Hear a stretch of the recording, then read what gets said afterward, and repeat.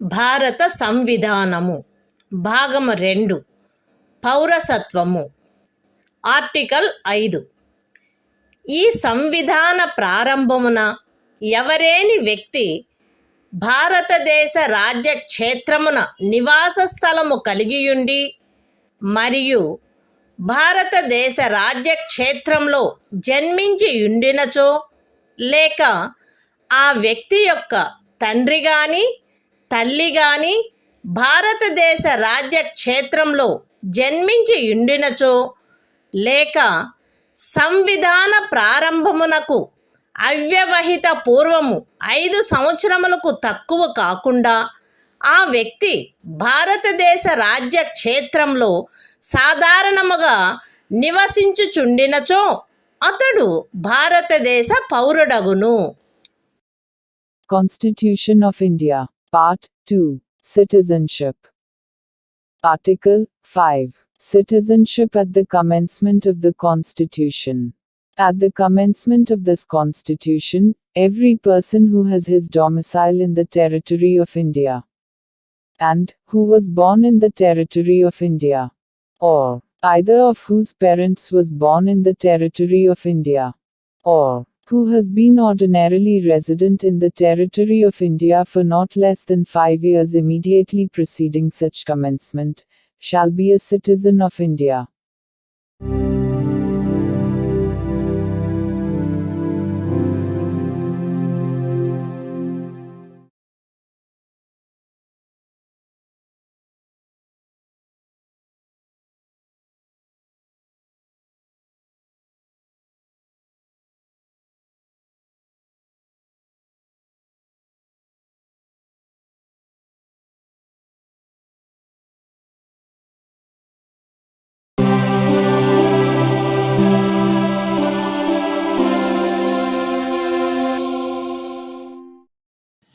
భారత సంవిధానము భాగము 2 పౌరసత్వము ఆర్టికల్ 6 5వ అనుచ్ఛేదములో ఏమి ఉన్నప్పటికీ ఇప్పుడు పాకిస్తాన్లో చేరియున్న రాజ్య క్షేత్రము నుండి భారతదేశ రాజ్య క్షేత్రమునకు వలస వచ్చిన వ్యక్తి ఆదిలో అది శాసింపబడినట్టి ఇండియా ప్రభుత్వ చట్టము 1935లో నిర్వచించబడిన ఇండియాలో అతడు గాని అతని తల్లిదండ్రులలో ఎవరైనా కానీ అతని అవ్వ తాతలలో ఎవరైనా కానీ జన్మించి ఉండినచో మరియు అట్టి వ్యక్తి 1948 జూలై 19వ దినమునకు పూర్వము వలస వచ్చిన సందర్భంలో అతడు వలస వచ్చిన తేదీ నుండి భారతదేశ రాజ్య క్షేత్రంలో సాధారణముగా నివసించుచుండినచో లేక అట్టి వ్యక్తి 1948 జూలై 19వ దినమున గాని అటు పిమ్మట గాని అట్లు వలస వచ్చిన సందర్భంలో పౌరులను రిజిస్టర్ చేయుటకై భారతదేశ అధినివేశ ప్రభుత్వముచే నియమించబడిన అధికారికి అందుకై విహితపరచబడిన ప్రరూపములోను రీతిలోను ఈ సంవిధాన ప్రారంభమునకు పూర్వము దరఖాస్తు పెట్టుకొనిన మీదట ఆ అధికారిచే భారతదేశ పౌరుడుగా రిజిస్టర్ చేయబడి ఉండినచో అట్టి వ్యక్తి ఈ సంవిధాన ప్రారంభమున భారతదేశ పౌరుడుగా భావింపబడును. అయితే ఏ వ్యక్తి అయినను అతడు దరఖాస్తు పెట్టుకొనిన తేదీన అవ్యవహిత పూర్వము కనీసము 6 మాసములు భారతదేశ రాజ్య క్షేత్రంలో నివసించి ఉండిననే తప్ప అట్లు register చేయబడరాదు. Constitution of India, Part 2, Citizenship. Article 6. Rights of citizenship of certain persons who have migrated to India from Pakistan.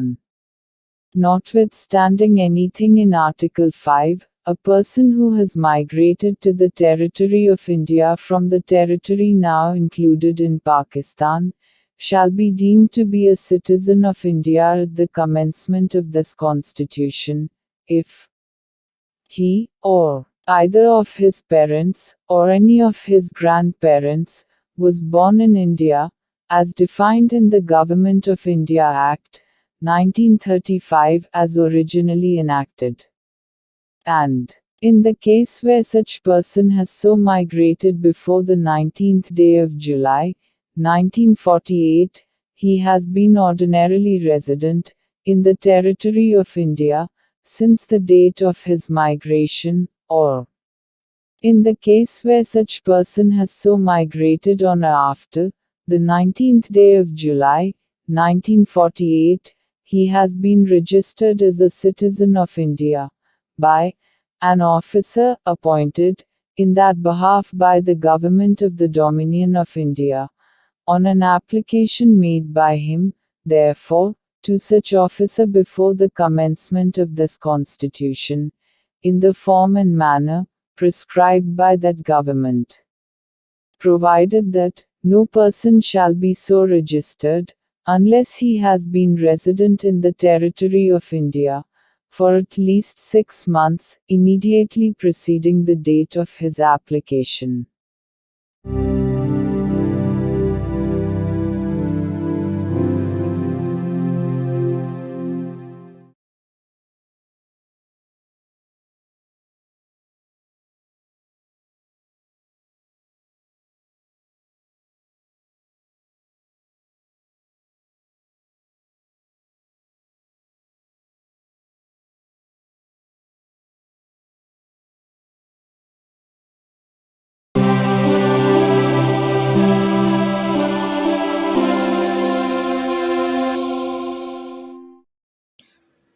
భారత సంవిధానము భాగము 2 పౌరసత్వము ఆర్టికల్ 7 5వ మరియు 6వ అనుచ్ఛేదములలో ఏమి ఉన్నప్పటికీ భారతదేశ రాజ్య క్షేత్రము నుండి ఇప్పుడు పాకిస్తాన్లో చేరియున్న రాజ్య క్షేత్రమునకు 1947 మార్చి 1 దినము తరువాత వలస వెళ్ళిన వ్యక్తి భారతదేశ పౌరుడుగా భావింపబడరాదు. అయితే పాకిస్తాన్లో ఇప్పుడు చేరబడియున్న రాజ్య క్షేత్రమునకు అట్లు వలస వెళ్ళిన తరువాత భారతదేశంలో పునరావాసమునకు గాను లేక భారతదేశమునకు శాశ్వతంగా తిరిగి వచ్చుటకు గాను శాసన విహితమైన ఏదేని ప్రాధికారము చేయగాని ప్రాధికారము క్రింద గాని వసగబడిన అనుజ్ఞా పత్రము క్రింద భారతదేశ రాజ్య క్షేత్రమునకు తిరిగి వచ్చిన వ్యక్తికి ఈ అనుచ్ఛేదములోని ఏదియూ వర్తించదు.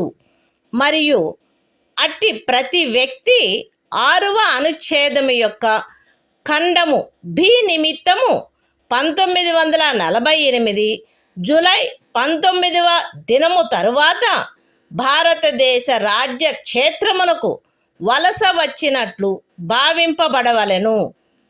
Constitution of India, Part 2, Citizenship, Article 7, Rights of citizenship of certain migrants to Pakistan. Notwithstanding anything in Articles 5 and 6, a person who has after the first day of March, 1947, migrated from the territory of India to the territory now included in Pakistan shall not be deemed to be a citizen of India. Provided that nothing in this article shall apply to a person who, after having so migrated to the territory now included in Pakistan, has returned to the territory of India under a permit for resettlement or permanent return, issued by or under the authority of any law, and every such person shall for the purposes of Clause B of Article 6 be deemed to have migrated to the territory of India after the 19th day of July, 1948.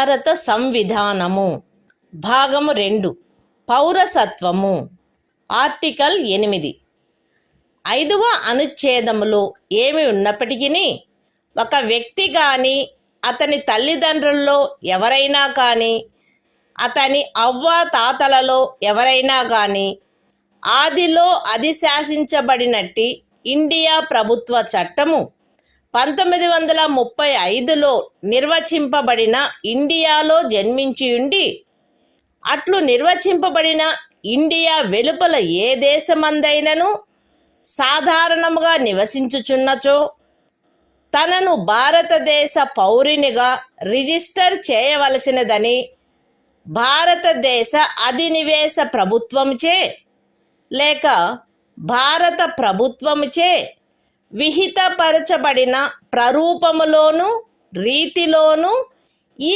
సంవిధాన ప్రారంభమునకు పూర్వము కానీ లేదా పిమ్మట కానీ అతడు తత్సమయమున నివసించుచున్న దేశమనందలి భారతదేశపు రాజదౌత్య లేక వాణిజ్య ప్రతినిధికి దరఖాస్తు పెట్టుకునిన మీదట అట్టి రాజ్య దౌత్య లేక వాణిజ్య ప్రతినిధిచే భారతదేశ పౌరుడుగా రిజిస్టర్ చేయబడినచో అతడు భారతదేశ పౌరుడుగా భావింపబడవలెను.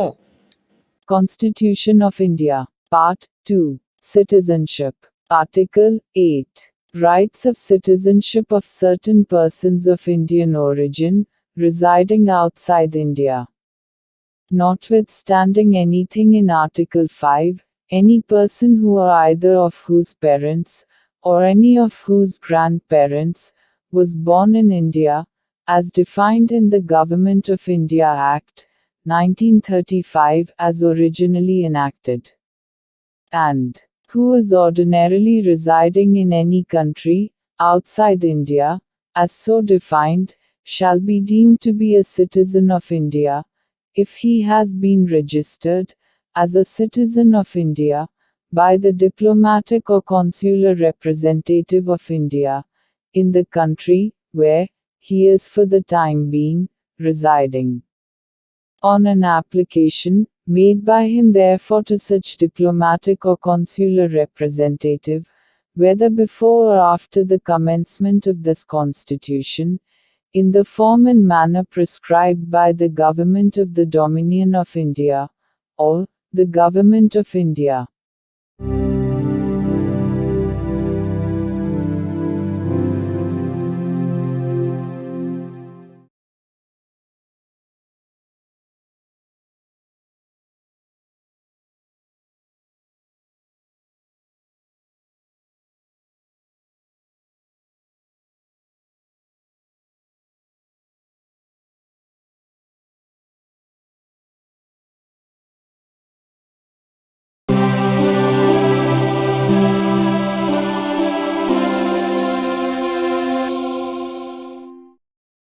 భారత సంవిధానము భాగము 2 పౌరసత్వము ఆర్టికల్ 9 ఏ వ్యక్తి అయినను ఏదేని విదేశీ రాజ్యము యొక్క పౌరసత్వమును తనంతట తాను ఆర్జించి ఉండినచో 5వ అనుచ్ఛేదమును బట్టి భారతదేశ పౌరుడు కారాదు, లేక 6వ అనుచ్ఛేదమును బట్టి గాని 8వ అనుచ్ఛేదమును బట్టి గాని భారతదేశ పౌరుడుగా భావింపబడరాదు.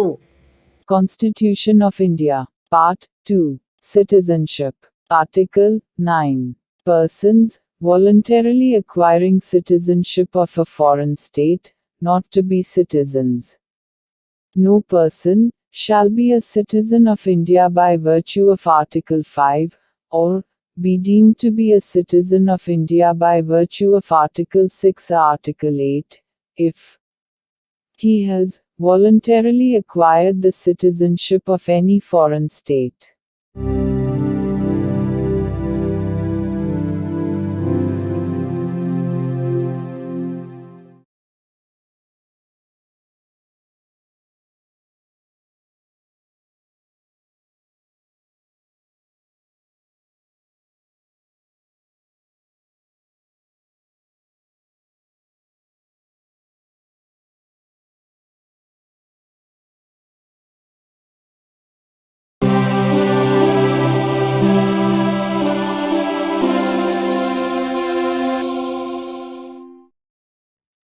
భారత సంవిధానము భాగము 2 పౌరసత్వము ఆర్టికల్ 10 ఈ భాగంలోని పూర్వగామి నిబంధనలలో దేని కిందైనను భారతదేశ పౌరుడగు లేక అట్టి పౌరుడుగా భావింపబడు ప్రతి వ్యక్తియు పార్లమెంటుచే చేయబడు ఏదేని శాసనము యొక్క నిబంధనలకు అత్యధీనమై అట్టి పౌరుడుగా కొనసాగవలెను. Constitution of India, Part 2, Citizenship, Article 10, Continuance of the Rights of Citizenship. Every person, who is, or is deemed to be a citizen of India, under any of the foregoing provisions, of this part shall, subject to the provisions of any law that may be made by Parliament, continue to be such citizen.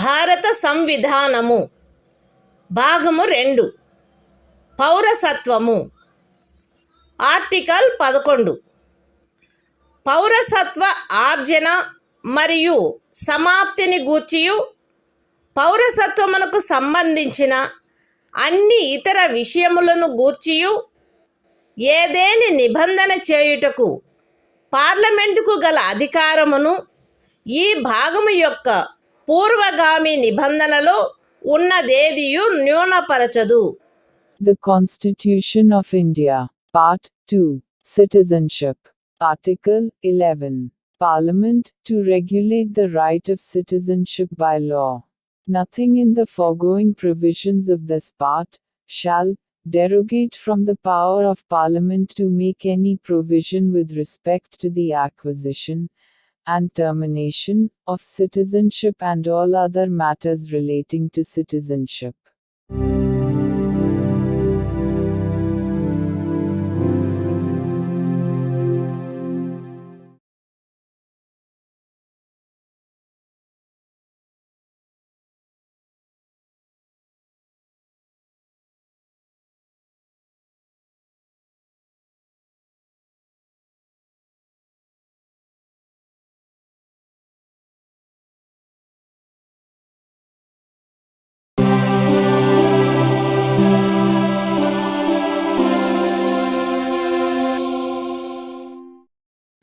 భారత సంవిధానము భాగము 3 మౌలిక హక్కులు సాధారణ విషయములు article 12 ఈ భాగంలో సందర్భము అన్యదా అపేక్షించిననే తప్ప రాజ్యము అను పదములో భారతదేశం యొక్క ప్రభుత్వము మరియు పార్లమెంటు ప్రతి రాజ్యం యొక్క ప్రభుత్వము మరియు శాసనమండలి మరియు భారతదేశ రాజ్య క్షేత్రంలోనున్న లేక భారత ప్రభుత్వం యొక్క నియంత్రణలో ఉన్న సమస్త స్థానిక లేక ఇతర ప్రాధికారులు చేరియుండును.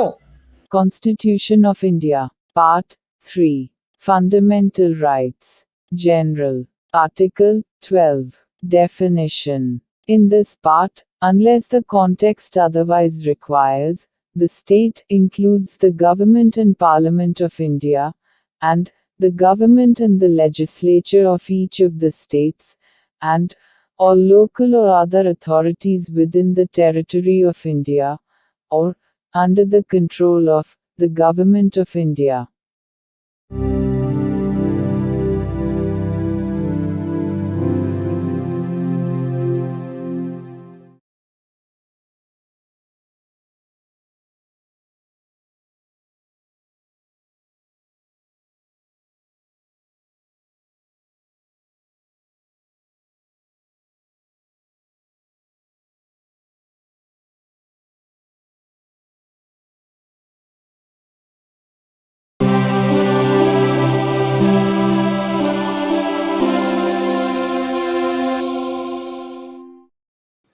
భారత సంవిధానము భాగము 3 మౌలిక హక్కులు సాధారణ విషయములు ఆర్టికల్ 13 ఈ సంవిధాన ప్రారంభమునకు అవ్యవహిత పూర్వము భారతదేశ రాజ్య క్షేత్రంలో అమలులోనున్న శాసనములన్నీయు ఈ భాగములోని నిబంధనలకు ఎంతవరకు అసంగతముగా నుండునో అంతవరకు ప్రభావశూన్యమగును.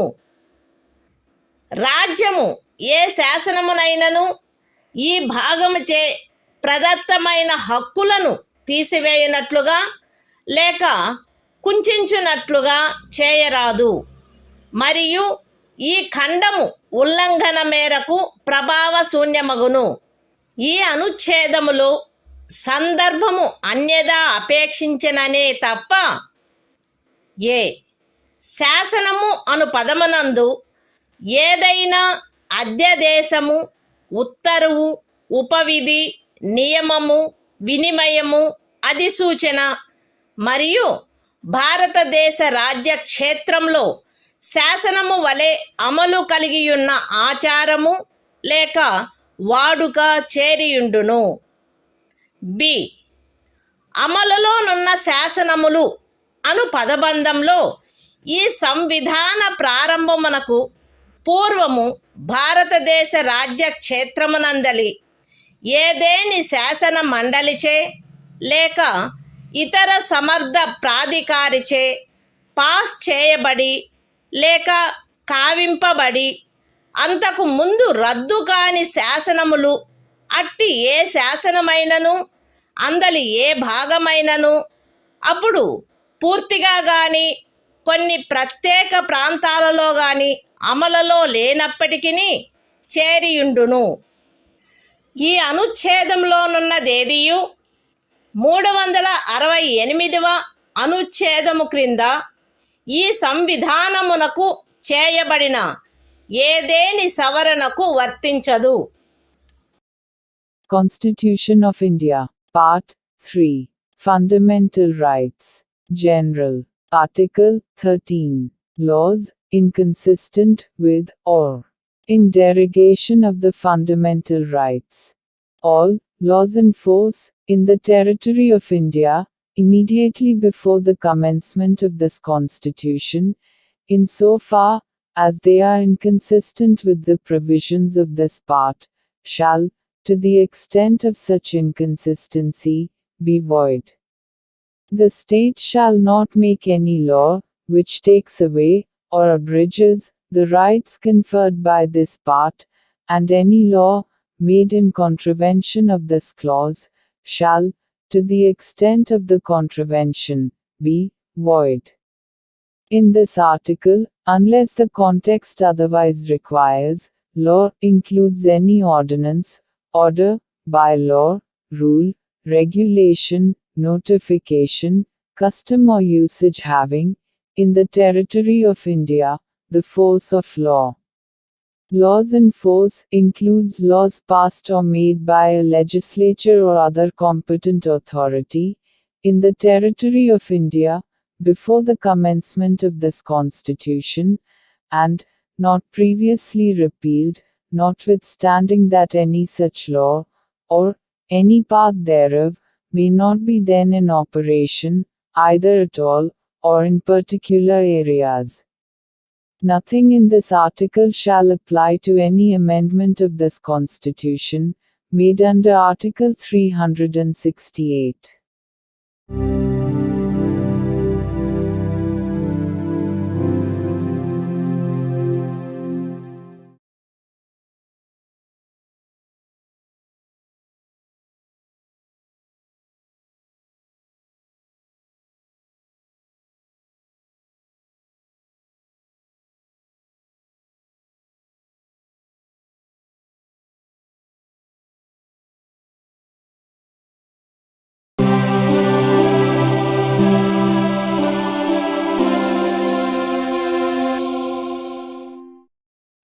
భారత సంవిధానము భాగము 3 మౌలిక హక్కులు సమానత్వమునకు హక్కు ఆర్టికల్ 14 రాజ్యము భారతదేశ రాజ్య క్షేత్రమునందు శాసన దృష్టిలో సమానత్వమును లేక శాసనముల వలన సమాన రక్షణను ఏ వ్యక్తికిని నిరాకరించరాదు. Constitution of India, Part 3. Fundamental Rights. Right to Equality. Article 14.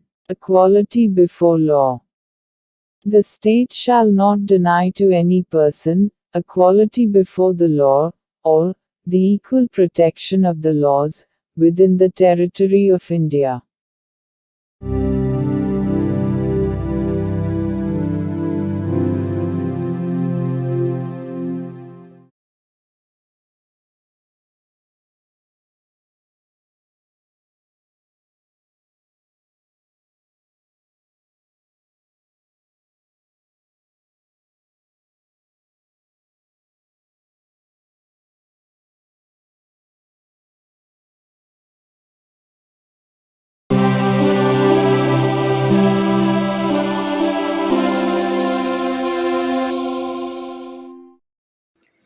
భారత సంవిధానము భాగము 3 మౌలిక హక్కులు సమానత్వమునకు హక్కు. ఆర్టికల్ 15 రాజ్యము కేవలము మత, జాతి, కుల, లింగ భేద, జన్మస్థాన కారణములను బట్టి గాని వాటిలో వేనిని బట్టి గాని ఏ పౌరునికి విరుద్ధముగా విచక్షణ చేయరాదు. ఏ పౌరుడును కేవలము మత, జాతి, కుల, లింగ భేద, జన్మస్థాన కారణములను బట్టి లేక వాటిలో వేనిని బట్టి దుకాణములలో, సార్వజనిక ఉపాహారశాలలలో, హోటళ్లలో, సార్వజనిక వినోద స్థలములలో ప్రవేశించు విషయమున లేక పూర్తిగానైనను కొంతవరకైనను రాజ్య నిధులతో నిర్వహించబడుచున్న లేక సార్వజనిక ఉపయోగార్థము అంకితము చేయబడిన బావులను, చెరువులను, స్నాన ఘట్టములను, రోడ్లను, విహార స్థలములను ఉపయోగించుకొను విషయమున ఎట్టి అసక్తతకు, బాధ్యతకు, నిర్బంధమునకు లేక షరతుకు లోనగునట్లు చేయబడరాదు. ఈ అనుచ్ఛేదములో ఉన్నదేదియు స్త్రీలకు మరియు బిడ్డలకు ఏదేని విశేష నిబంధనను చేయుట నుండి రాజ్యమును నివారించదు. సాంఘికముగా మరియు విద్యా విషయకముగా వెనుకబడిన పౌర వర్గముల పురోభివృద్ధికై లేక అనుసూచిత కులముల మరియు అనుసూచిత జనజాతులకై ఏదేని విశేష నిబంధనను చేయుట నుండి ఈ అనుచ్ఛేదములో గాని 29వ అనుచ్ఛేదము యొక్క ఖండము 2లో గాని ఉన్నదేదియు రాజ్యమును నివారించదు. సాంఘికముగా మరియు విద్యా విషయకముగా వెనుకబడిన ఏవేని పౌర వర్గముల పురోభివృద్ధికై లేక అనుసూచిత కులముల లేక అనుసూచిత జనజాతులకై 30వ పరిచ్ఛేదపు ఖండము 1లో నిర్దేశింపబడిన అల్పసంఖ్యాకుల విద్యా సంస్థేతరములైన రాజ్యము ద్వారా సహాయము పొందినవైనను లేక సహాయము పొందని ప్రైవేటు విద్యా సంస్థలతో సహా విద్యా సంస్థలలో వారి ప్రవేశమునకు సంబంధించినంత వరకు శాసనము ద్వారా ఏదేని విశేష నిబంధన చేయుట నుండి ఈ అనుచ్ఛేదములో గాని 19వ అనుచ్ఛేదము యొక్క ఖండము 1లోని ఉపఖండము జీలో గాని ఉన్నదేదియు రాజ్యమును నివారించదు.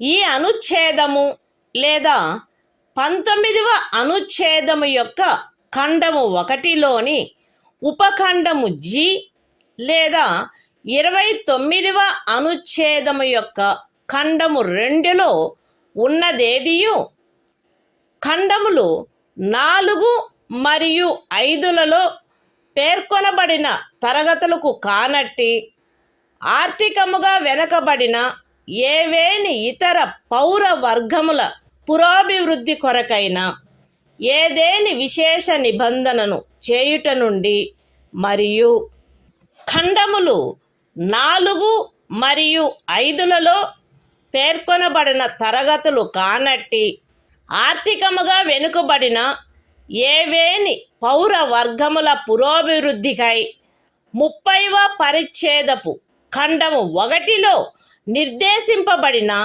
అల్పసంఖ్యాకుల విద్యా సంస్థేతరములైన రాజ్యము ద్వారా సహాయము పొందినను లేక సహాయము పొందని ప్రైవేటు విద్యా సంస్థలతో సహా విద్యా సంస్థలలో వారి ప్రవేశమునకు సంబంధించినంత వరకు ప్రస్తుతమున్న ప్రత్యేకింపులకు అదనంగా ఉండు ప్రత్యేకింపు విషయంలో ప్రతి శ్రేణిలోని మొత్తము సీట్లలో గరిష్టముగా 10% అధ్యధీనమై శాసనము ద్వారా ఏదేని నిబంధన చేయుట నుండి నిరోధించదు.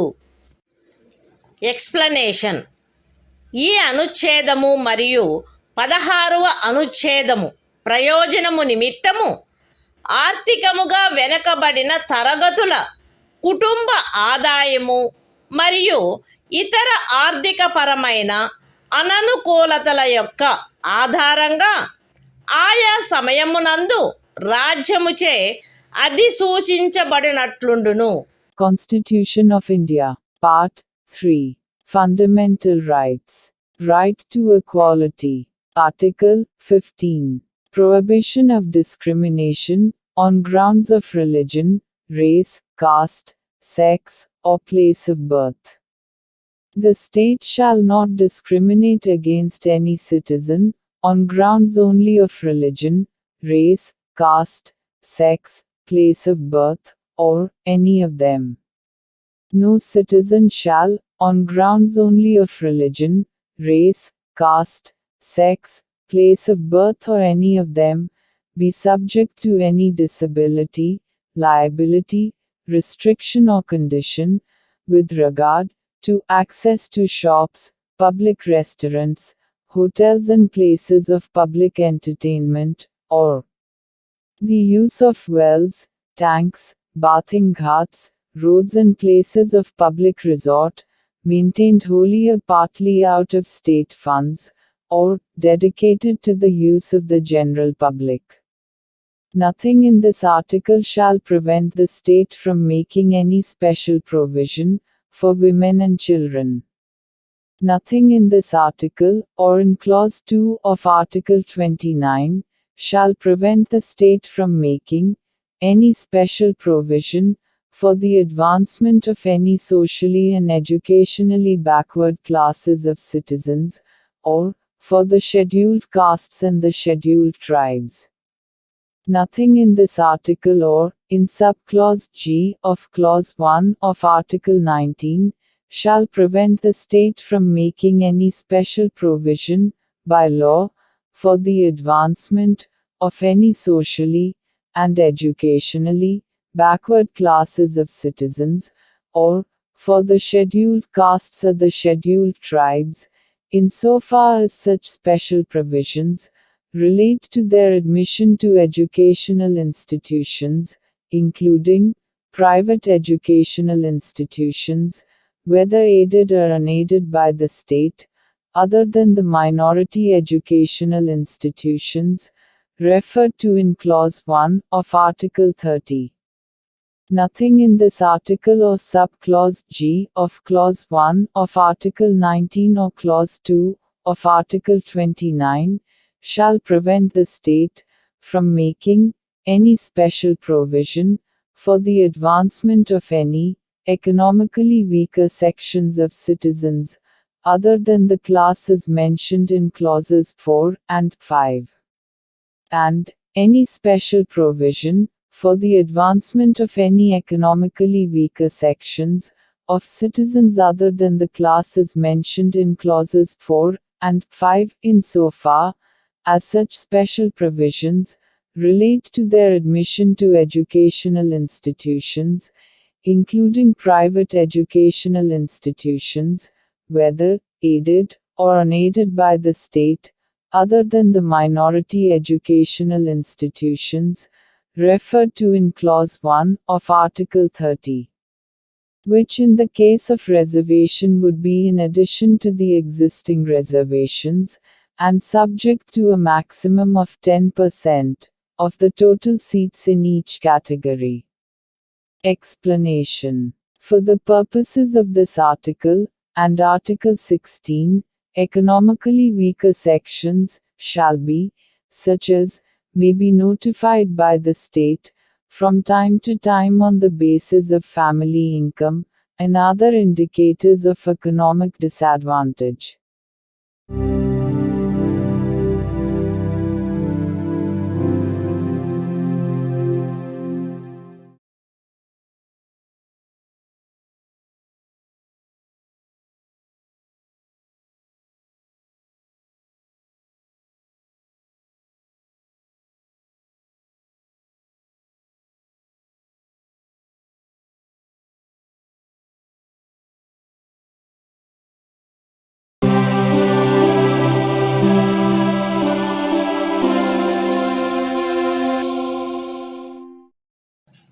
భారత సంవిధానము భాగము 3 మౌలిక హక్కులు సమానత్వమునకు హక్కు. ఆర్టికల్ 16 రాజ్యమునకు అధీనమైన ఏదేని పదవిలో ఉద్యోగమునకు లేక నియామకమునకు సంబంధించిన విషయములలో పౌరులందరకు సమాన అవకాశము ఉండవలెను. కేవలము మత, జాతి, కుల, లింగభేద, అనువంశత, జన్మస్థాన, నివాసస్థాన కారణములను బట్టి కానీ వాటిలో వేనిని బట్టి కానీ ఏ పౌరుడును రాజ్యముకు అధీనమైన ఏ ఉద్యోగమునకైనను పదవికైనను అపాత్రుడు కారాదు, లేక ఆ ఉద్యోగ విషయమునను పదవి విషయమునను ఏ పౌరుడికైనను విరుద్ధముగా విచక్షణ చేయబడరాదు.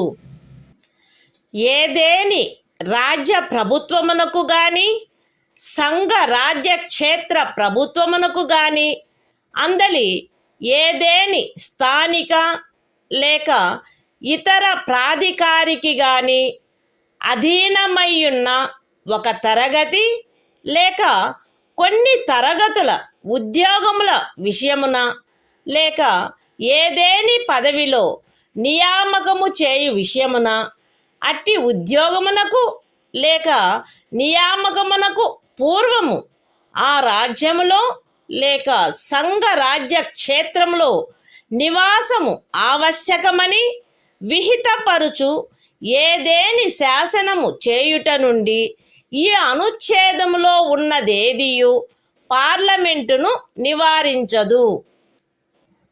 పౌరులలో వెనుకబడిన వర్గము వారికెవరికైనను రాజ్యమునకు అధీనమైన సేవా వర్గములలో తగినంత ప్రాతినిధ్యము లేదని రాజ్యము అభిప్రాయపడిన ఎడల అట్టి వారి కొరకు నియామకములను లేక పదస్థానములను ప్రత్యేకించుటకై ఏదేని నిబంధన చేయుట నుండి ఈ అనుచ్ఛేదములో ఉన్నదేదియు రాజ్యమును నివారించదు. ఈ అనుచ్ఛేదములోనున్నదేదియు అనుసూచిత కులములు మరియు అనుసూచిత జనజాతుల వారికి ఆ రాజ్య సర్వీసులలో చాలినంతగా ప్రాతినిధ్యము వహించుట లేదని అభిప్రాయపడినప్పుడు రాజ్య సర్వీసులోని ఏదేని తరగతి లేక తరగతుల పదవులకు పారిణామిక సీనియారిటీతో పదోన్నతి విషయములలో ప్రత్యేకించుట కొరకు ఏదేని నిబంధనను చేయుట నుండి రాజ్యమును నివారించదు. ఒక ఏడాదిలో రిజర్వేషన్ యొక్క ఏదేని నిబంధనను అనుసరించి ఖండము 4 లేక ఖండము 4A క్రింద ప్రత్యేక తరగతి ఖాళీలుగా చేయబడిన ఖాళీలలో భర్తీ చేయబడని వాటిని తదుపరి సంవత్సరము లేక సంవత్సరములలో భర్తీ చేయుటకై పర్యాలోచన చేయుట నుండి ఈ అనుచ్ఛేదములో ఉన్నదేదియు రాజ్యమును నివారించదు. మరియు అట్టి తరగతి ఖాళీలను మొత్తం ఖాళీల సంఖ్యతో 50% గరిష్ట పరిమితి రిజర్వేషన్ను నిర్ధారించుటను ఏ సంవత్సరంలో అవి భర్తీ చేయబడుచున్నవో ఆ సంవత్సరంలోని ఖాళీలతో కలిపి పర్యాలోచించరాదు. ఏదేని మతమునకు లేదా మత శాఖకు చెందిన సంస్థ యొక్క వ్యవహారములకు సంబంధించిన పదవిని నిర్వహించు వ్యక్తి లేక ఆ సంస్థ యొక్క పాలక వర్గ సభ్యుడు ఫలానా మతమును అవలంబించిన వాడై ఉండవలెనని లేక ఫలానా మత శాఖకు చెందినవాడై ఉండవలెనని నిబంధించు ఏదేని శాసనము యొక్క అమలుకు ఈ అనుచ్ఛేదములో ఉన్నదేదియు భంగము కలిగించదు. ఈ అనుచ్ఛేదములోనున్నదేదియు ఖండము 4లో పేర్కొనబడిన తరగతులు కానట్టి ఆర్థికముగా వెనకబడిన తరగతుల పౌరులకు నియామకములు మరియు పదవులలో ప్రస్తుతమున్న ప్రత్యేకింపునకు అదనంగా మరియు ప్రతి శ్రేణిలోని మొత్తము పదవులలో గరిష్టముగా 10% అధ్యధీనమై ఏదైనా నిబంధన చేయుట నుండి నివారించదు. Constitution of India, Part 3. Fundamental Rights. Right to Equality. Article 16. Equality of opportunity in matters of public employment. There shall be equality of opportunity for all citizens in matters relating to employment or appointment to any office under the state. No citizen shall, on grounds only of religion, race, caste, sex, descent, place of birth, residence or any of them, be ineligible for, or discriminated against in respect of, any employment or office under the state. Nothing in this article shall prevent Parliament from making any law, prescribing, in regard to a class, or classes, of employment, or appointment to an office, under the government of, or any local or other authority, within a state or union territory. Any requirement as to residence within that state or union territory prior to such employment or appointment. Nothing in this article shall prevent the state from making any provision for the reservation of appointments, or posts, in favor of any backward class of citizens, which, in the opinion of the state, is not adequately represented in the services under the state. Nothing in this article shall prevent the state from making any provision for reservation, in matters of promotion, with consequential seniority, to any class or classes of posts in the services under the state, in favor of the scheduled castes and the scheduled tribes, which, in the opinion of the state, are not adequately represented in the services under the state. Nothing in this article shall prevent the state from considering any unfilled vacancies of a year, which are reserved for being filled up in that year, in accordance with any provision for reservation made under Clause 4 or Clause 4A, as a separate class of vacancies to be filled up in any succeeding year, or years, and such class of vacancies shall not be considered together with the vacancies of the year in which they are being filled up for determining the ceiling of 50% reservation on total number of vacancies of that year. Nothing in this article shall affect the operation of any law which provides that the incumbent of an office in connection with the affairs of any religious or denominational institution, or any member of the governing body thereof, shall be a person professing a particular religion or belonging to a particular denomination.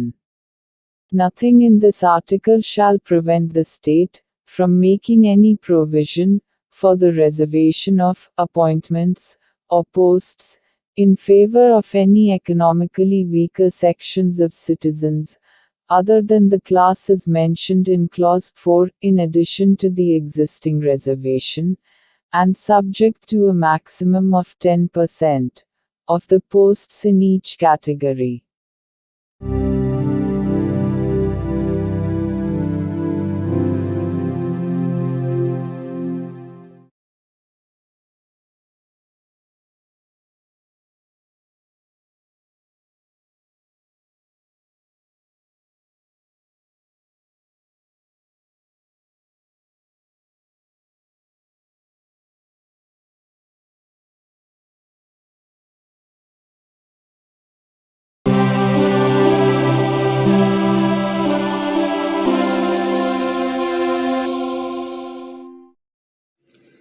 భారత సంవిధానము భాగము 3 మౌలిక హక్కులు సమానత్వమునకు హక్కు. Article 17 అస్పృశ్యత నిర్మూలన. అస్పృశ్యత నిర్మూలించబడినది మరియు ఏ రూపమునైనను దాని ఆచరణ నిషేధింపబడినది. అస్పృశ్యత నుండి ఉత్పన్నమగు ఏ అసక్తత అమలు జరుపుట శాసనరీత్యా శిక్షింపదగు అపరాధమగును. Constitution of India, Part 3. Fundamental Rights. Right to Equality. Article 17. Abolition of untouchability. Untouchability is abolished and its practice in any form is forbidden. The enforcement of any disability arising out of untouchability shall be an offense punishable in accordance with law.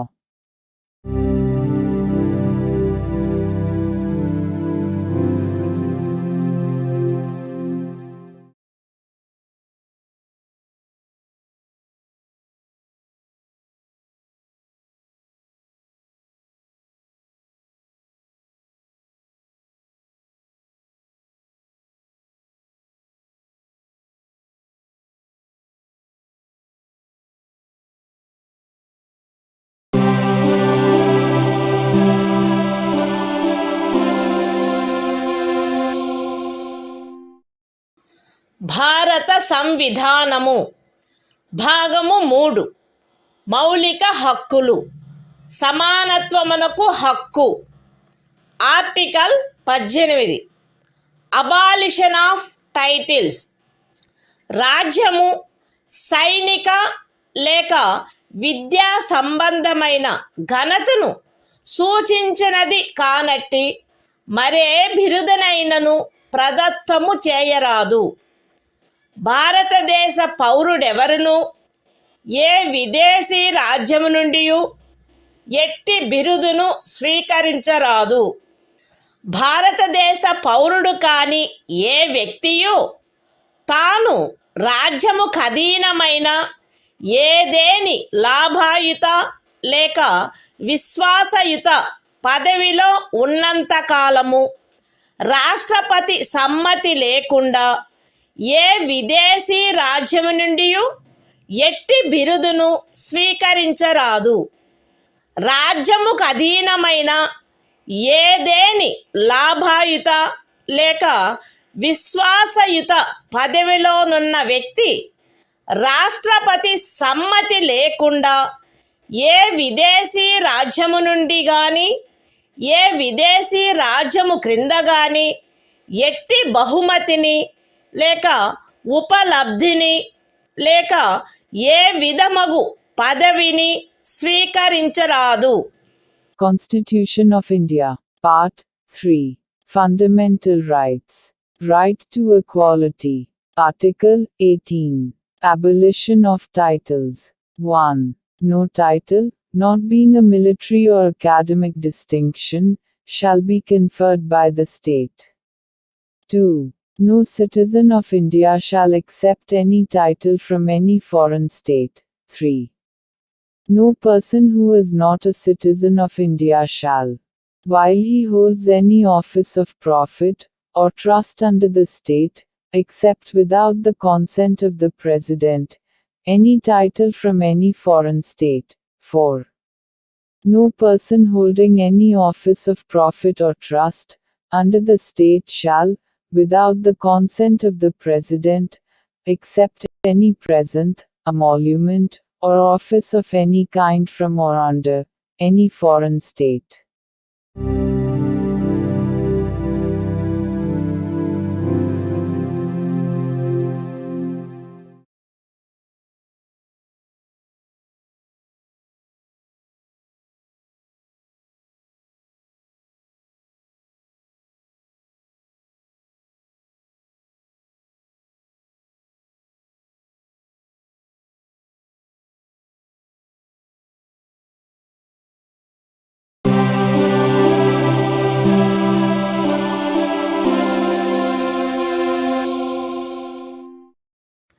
భారత సంవిధానము భాగము 3 మౌలిక హక్కులు. స్వాతంత్ర్యమునకు హక్కు. Article 19 walk స్వాతంత్ర్యము మొదలైన వాటి విషయమున రక్షణ. పౌరులందరూ ఈ క్రింది హక్కు కలిగియుందురు.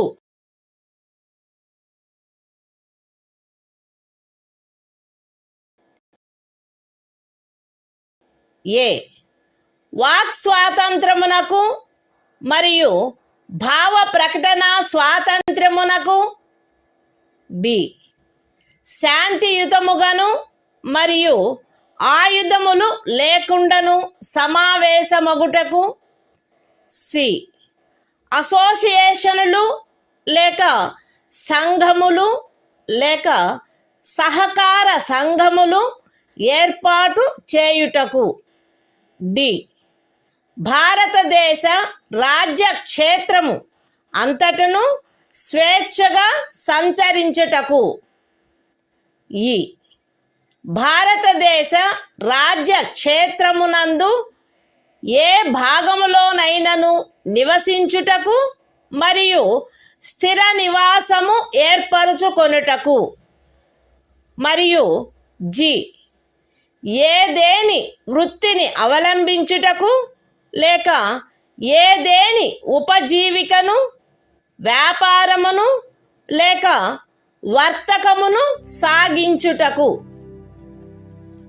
అస్తిత్వములో ఉన్నదైనను చేయబడునదైనను ఏదేని శాసనము ఖండము 1 ఉపఖండము ఏ ద్వారా ప్రదత్తమైన హక్కును వినియోగించుటపై యుక్తమైన నిర్బంధనలను విధించునదైన ఎడల అట్టి నిర్బంధనలు భారతదేశము యొక్క సార్వభౌమత మరియు అఖండత, రాజ్య భద్రత, విదేశీ రాజ్యములతో స్నేహ సంబంధములు, ప్రజాశాంతి, సభ్యత లేక నైతికత వీటికి సంబంధించిన హితముల దృష్ట్యా గాని న్యాయస్థాన ధిక్కారము, పరువు నష్టము లేక ఏదేని అపరాధ ప్రేరణ వీటి సంబంధమున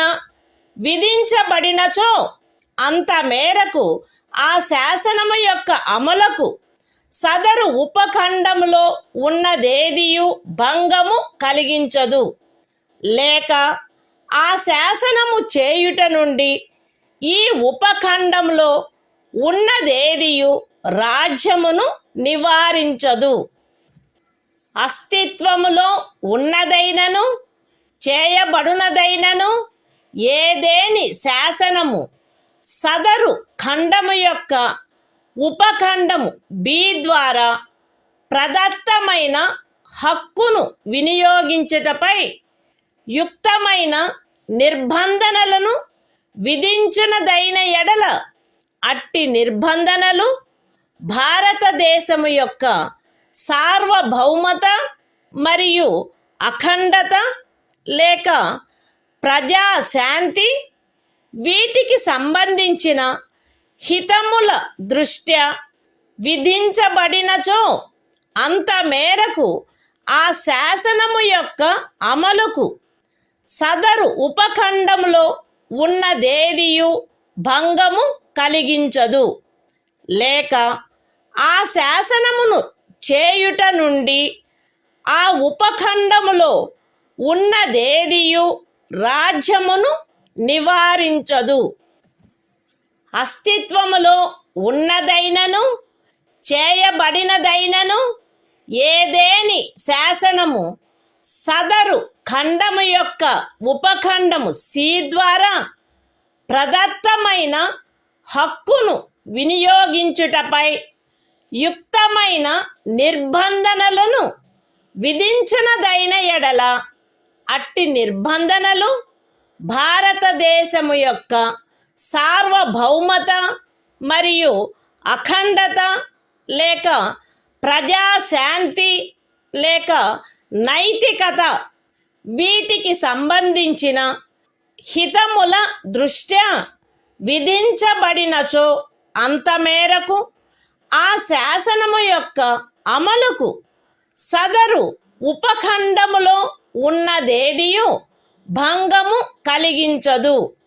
లేక ఆ శాసనము చేయుట నుండి ఆ ఉపఖండములోనున్నదేదియు రాజ్యమును నివారించదు. అస్తిత్వములో ఉన్నదైనను చేయబడినదైనను ఏదేని శాసనము సదరు ఖండము యొక్క ఉపఖండములు డి మరియు ఈ ద్వారా ప్రదత్తమైన ఏదేని హక్కును వినియోగించుటపై యుక్తమైన నిర్బంధనలను విధించునదైన ఎడల అట్టి నిర్బంధనలు జనసామాన్యము యొక్క హితము కొరకు గాని ఏదేని అనుసూచిత జనజాతి యొక్క హితముల రక్షణ కొరకు గాని విధించబడినచో అంత మేరకు ఆ శాసనము యొక్క అమలుకు సదరు ఉపఖండములలో ఉన్నదేదియు భంగము కలిగించదు. లేక ఆ శాసనమును చేయుట నుండి ఆ ఉపఖండములలో ఉన్నదేదియు రాజ్యమును నివారించదు. అస్తిత్వములో ఉన్నదైనను చేయబడునదైనను ఏదేని శాసనము సదరు ఖండము యొక్క ఉపఖండము జి ద్వారా ప్రదత్తమైన ఏదేని హక్కును వినియోగించుటపై యుక్తమైన నిర్బంధనలను విధించునదైన ఎడల అట్టి నిర్బంధనలు జనసామాన్యము యొక్క హితము కొరకు విధించబడినచో అంత మేరకు ఆ శాసనము యొక్క అమలుకు సదరు ఉపఖండములో ఉన్నదేదియు భంగము కలిగించదు. లేక ఆ శాసనమును చేయుట నుండి ఆ ఉపఖండములో ఉన్నదేదియు రాజ్యమును నివారించదు. మరియు ప్రత్యేకించి అస్తిత్వములో ఉన్నదైనను చేయబడునదైనను ఏదేని శాసనము ఈ క్రింద తెలిపిన వాటికి సంబంధించినదైన ఎడల అంత మేరకు ఆ శాసనము యొక్క అమలుకు సదరు ఉపఖండములో ఉన్నదేదియు భంగము కలిగించదు. లేక ఆ శాసనమును చేయుట నుండి ఆ ఉపఖండములో ఉన్నదేదియు రాజ్యమును నివారించదు.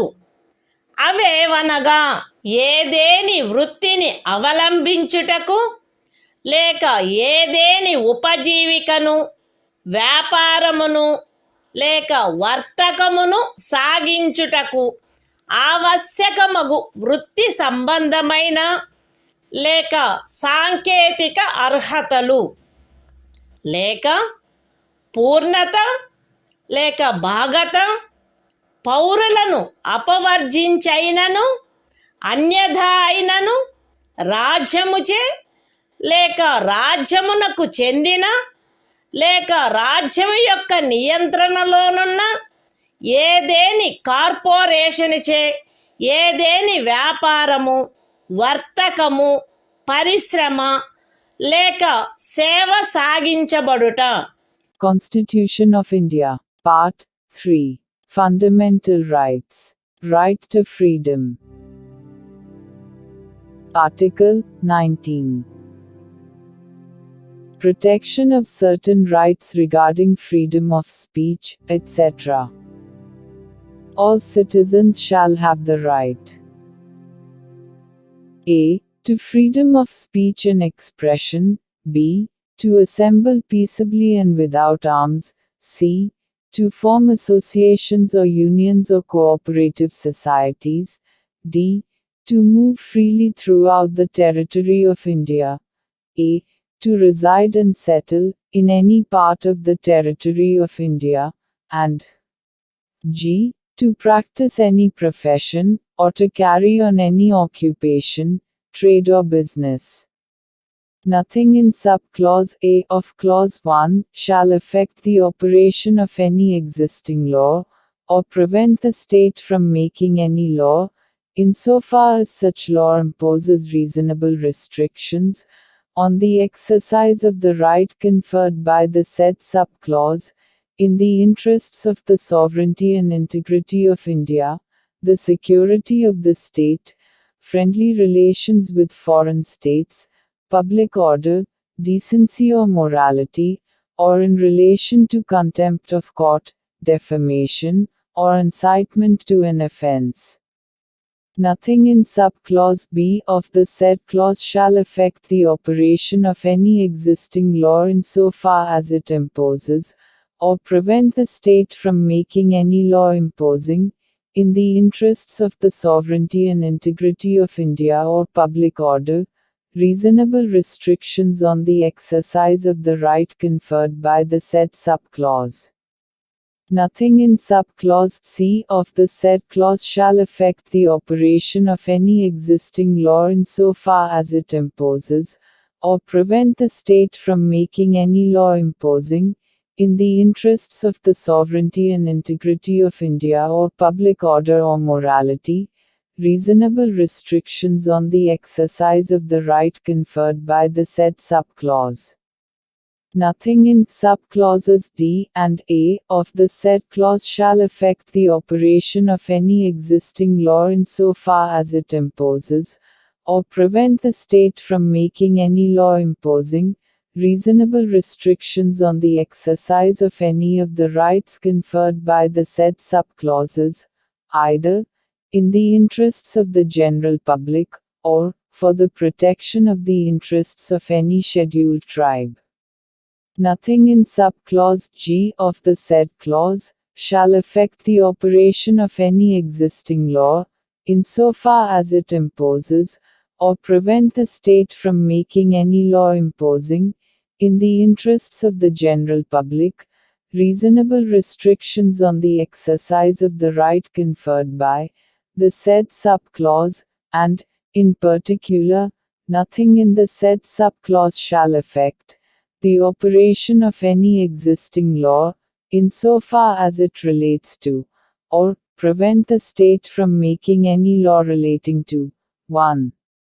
The professional or technical qualifications necessary for practicing any profession, or carrying on any occupation, trade or business, or 2. The carrying on, by the state, or by a corporation, owned or controlled by the state, of any trade, business, industry or service, whether to the exclusion, complete or partial, of citizens, or otherwise.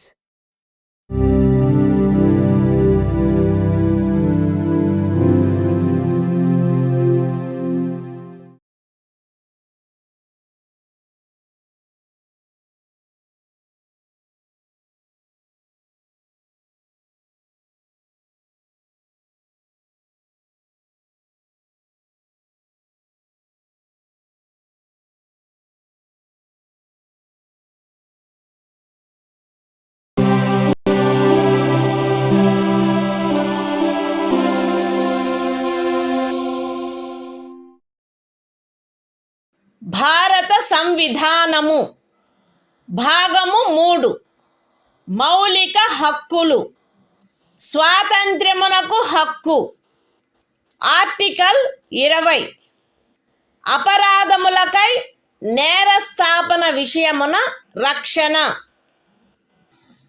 ఏ వ్యక్తియు అపరాధమని ఆరోపించబడిన కార్యమును చేసిన సమయమున అమలులో ఉన్న శాసనము యొక్క అతిక్రమణకు తప్ప ఏ అపరాధమునకును నేరస్థాపితుడు కారాదు మరియు అపరాధము చేసిన సమయమున అమలులోనున్న శాసనము క్రింద విధింపబడియుండెడి దానికంటే మించిన శాస్తికి లోను చేయబడరాదు ఏ వ్యక్తియు ఒకే అపరాధమునకు ఒకసారికి మించి అభియోగమునకు మరియు శిక్షకు గురి చేయబడరాదు ఏదైనా అపరాధము చేసినట్లు అభియుక్తుడైన ఏ వ్యక్తియు తనకు వ్యతిరేకముగా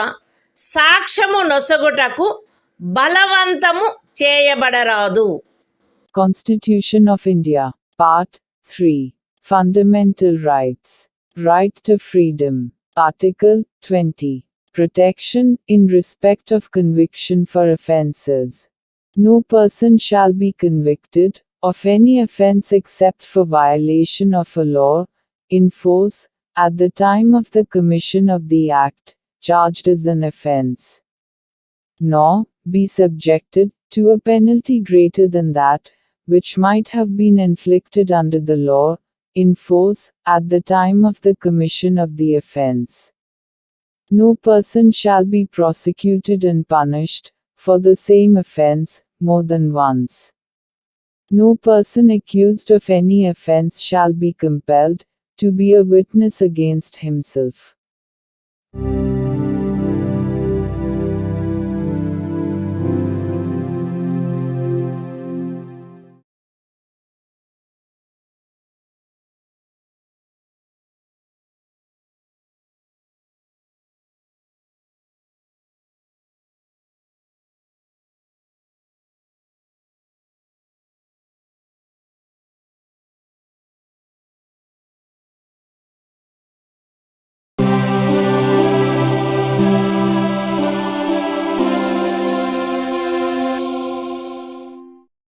భారత సంవిధానము భాగము 3 మౌలిక హక్కులు స్వాతంత్ర్యమునకు హక్కు ఆర్టికల్ 21 ప్రాణ మరియు వ్యక్తిగత స్వాతంత్ర రక్షణ శాసనము ద్వారా స్థాపితమైన ప్రక్రియ ప్రకారము తప్ప ఏ వ్యక్తి యొక్క ప్రాణము లేక వ్యక్తిగత స్వాతంత్ర్యము హరించబడరాదు. Constitution of India, Part 3. Fundamental Rights. Right to Freedom. Article 21. Protection of life and personal liberty. No person shall be deprived of his life or personal liberty, except according to procedure established by law.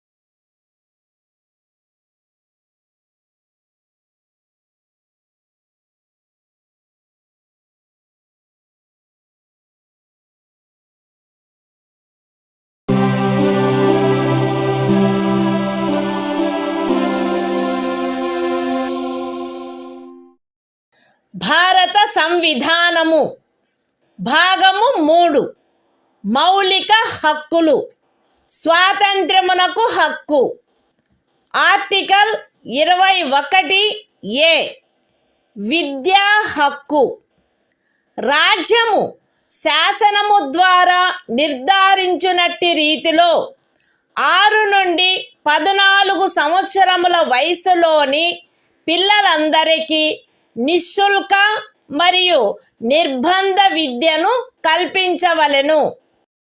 Constitution of India, Part 3. Fundamental Rights. Right to Freedom. Article 21A. Right to Education. The state shall provide free and compulsory education to all children of the age of 6 to 14 years, in such manner as the state may, by law, determine.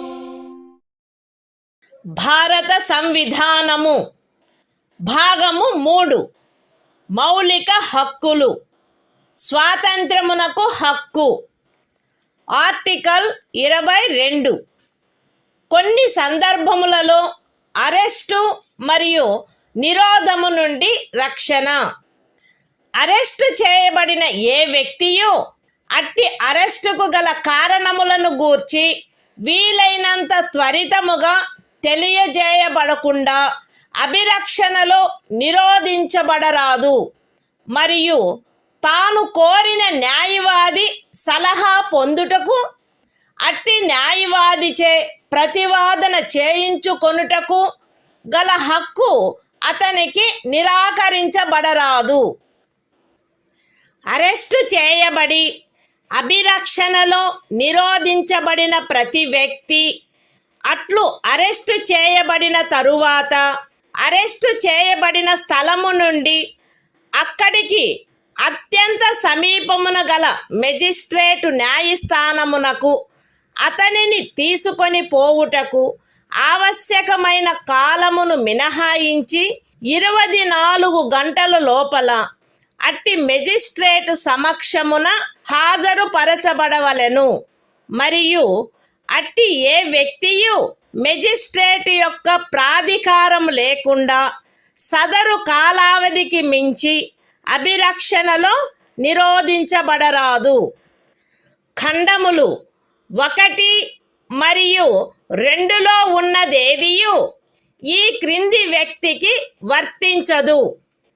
తత్సమయమున శత్రుదేశీయుడైన ఎవరేని వ్యక్తి లేక నివారక నిరోధమును నిబంధించు ఏదేని శాసనము క్రింద arrest చేయబడిన లేక నిరోధింపబడిన ఎవరేని వ్యక్తి నివారక నిరోధము కొరకు నిబంధించు శాసనము ఏదియు ఉన్నత న్యాయస్థానపు న్యాయాధీశునిగా నియమింపబడిన లేక నియమింపబడుటకు అర్హత కలిగిన వ్యక్తులతో కూడిన సలహా బోర్డు తన అభిప్రాయంలో సదరు 3 మాసములకు మించి నిరోధించుటకు తగినంత కారణము కలదని సదరు కాలావధి ముగియుటకు పూర్వము రిపోర్టు చేసిననే తప్ప.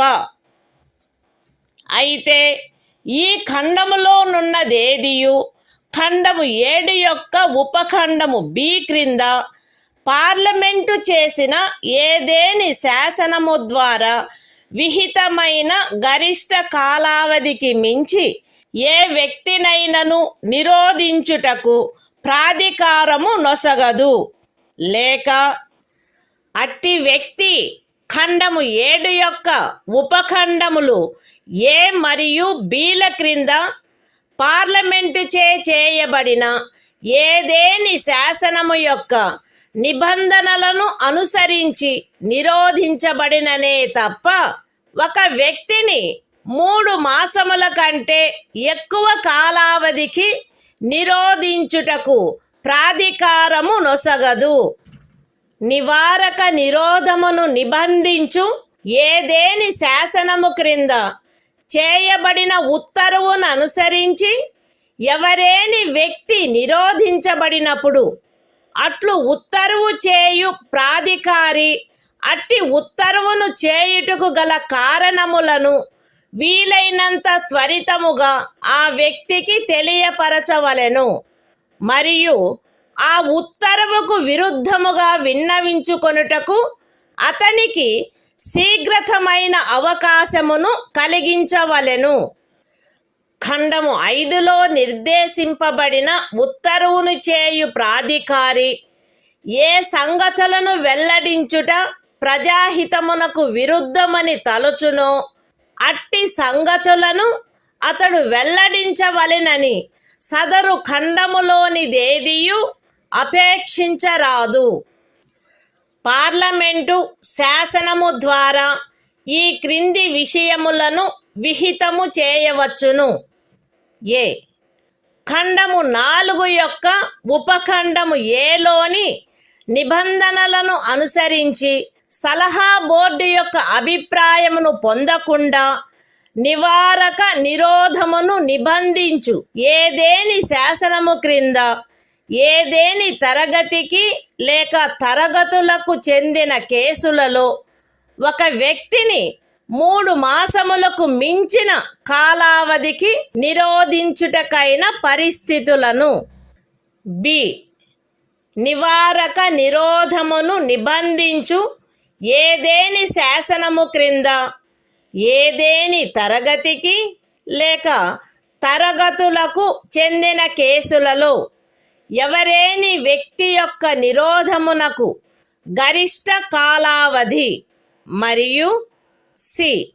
ఖండము 4 యొక్క ఉపఖండము ఏ క్రింద పరిశీలనలో సలహా బోర్డు అనుసరించవలసిన ప్రక్రియ. Constitution of India, Part 3. Fundamental Rights. Right to Freedom. Article 22.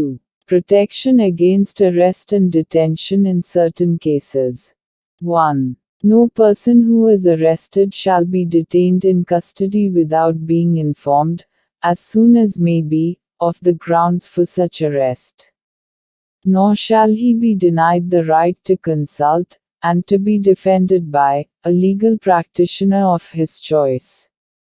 2. Every person who is arrested and detained in custody shall be produced before the nearest magistrate, within a period of 24 hours, of such arrest excluding the time necessary for the journey from the place of arrest, to the court of the magistrate, and no such person shall be detained in custody beyond the set period, without the authority of a magistrate.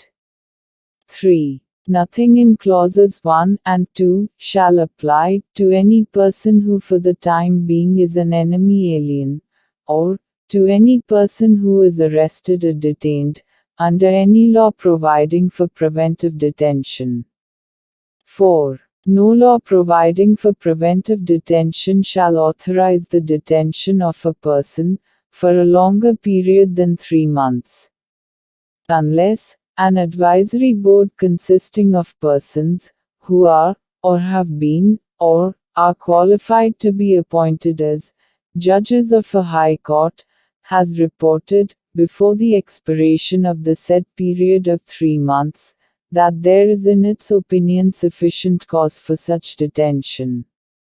Provided that nothing in this subclause shall authorize the detention of any person, beyond the maximum period prescribed by any law made by Parliament, under subclause B of clause 7. Or, such person is detained, in accordance with the provisions of any law made by Parliament, under subclauses A and B of clause 7.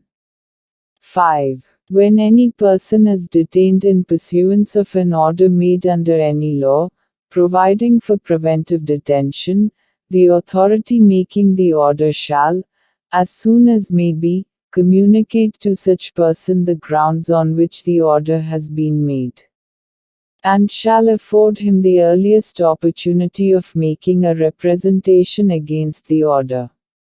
6. Nothing in Clause 5 shall require the authority making any such order, as is referred to in that clause, to disclose facts, which such authority considers to be against the public interest to disclose. 7. Parliament may by law prescribe a.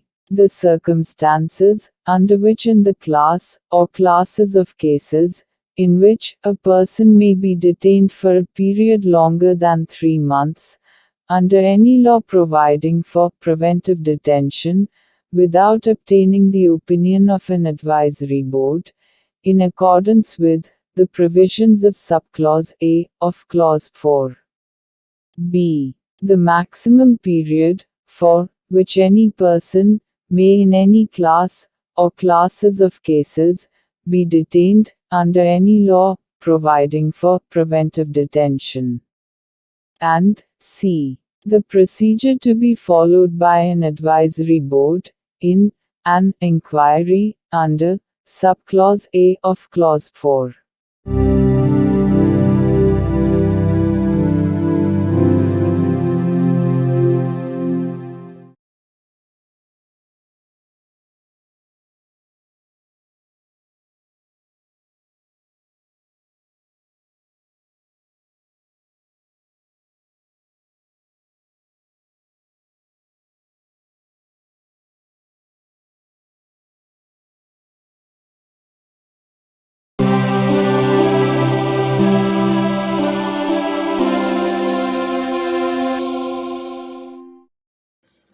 భారత సంవిధానము భాగము 3 మౌలిక హక్కులు శోషణ నుండి రక్షణకు హక్కు article 23 మనుష్యుల క్రయ విక్రయములపై మరియు బలవంతపు చాకిరీలపై నిషేధము మనుష్యుల క్రయ విక్రయము వెట్టి మరియు తాదృశ్యమైన బలవంతపు చాకిరీలు నిషేధింపబడినవి ఈ నిబంధన యొక్క ఉల్లంఘన శాసనరీత్యా శిక్షింపదగు అపరాధమగును అయితే ఈ అనుచ్ఛేదములో ఉన్నదేదియు సార్వజనిక ప్రయోజనముల కొరకు నిర్బంధ సేవను విధించుట నుండి రాజ్యమును నివారించదు మరియు అట్టి సేవను విధించుటలో రాజ్యము కేవలము మతము జాతి కులము లేక వర్గ కారణములను బట్టి కానీ వాటిలో వేనిని బట్టి కానీ విచక్షణ చేయరాదు. The Constitution of India, Part 3. Fundamental Rights. Right against exploitation. Article 23. Prohibition of traffic in human beings and forced labor. 1. Traffic in human beings, and beggar, and other similar forms of forced labor, are prohibited. And any contravention of this provision shall be an offense, punishable, in accordance with law. 2. Nothing in this article shall prevent the state from imposing compulsory service for public purposes. And in imposing such service, the state shall not make any discrimination on grounds, only of religion, race, caste or class or any of them.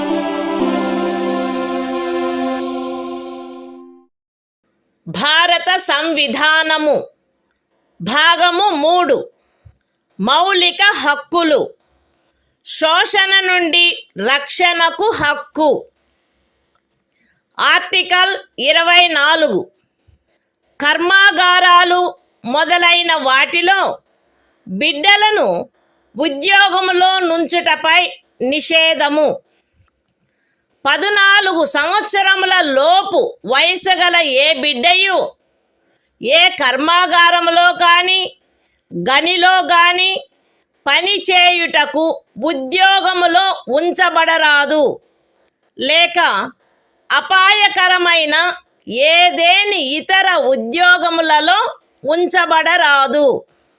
The Constitution of India, Part 3, Fundamental Rights, Right Against Exploitation, Article 24, Prohibition of employment of children in factories, etc. No child below the age of 14 years shall be employed to work in any factory or mine, or engaged in any other hazardous employment.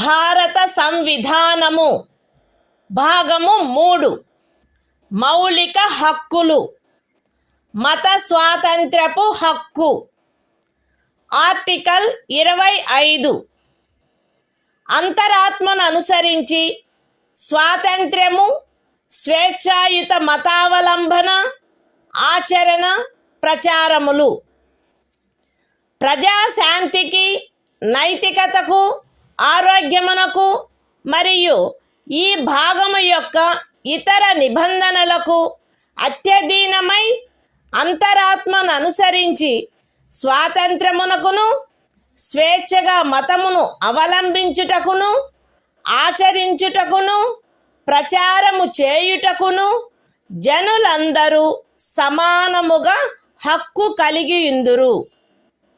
ఈ అనుచ్ఛేదమునందున్నదేదియు మతాచారణకు సంబంధించిన ఏదేని ఆర్థిక విత్తీయ రాజకీయ లేక ఇతర లౌకిక కార్యకలాపమును క్రమబద్ధపరుచునదై లేక పరిమితపరుచునదై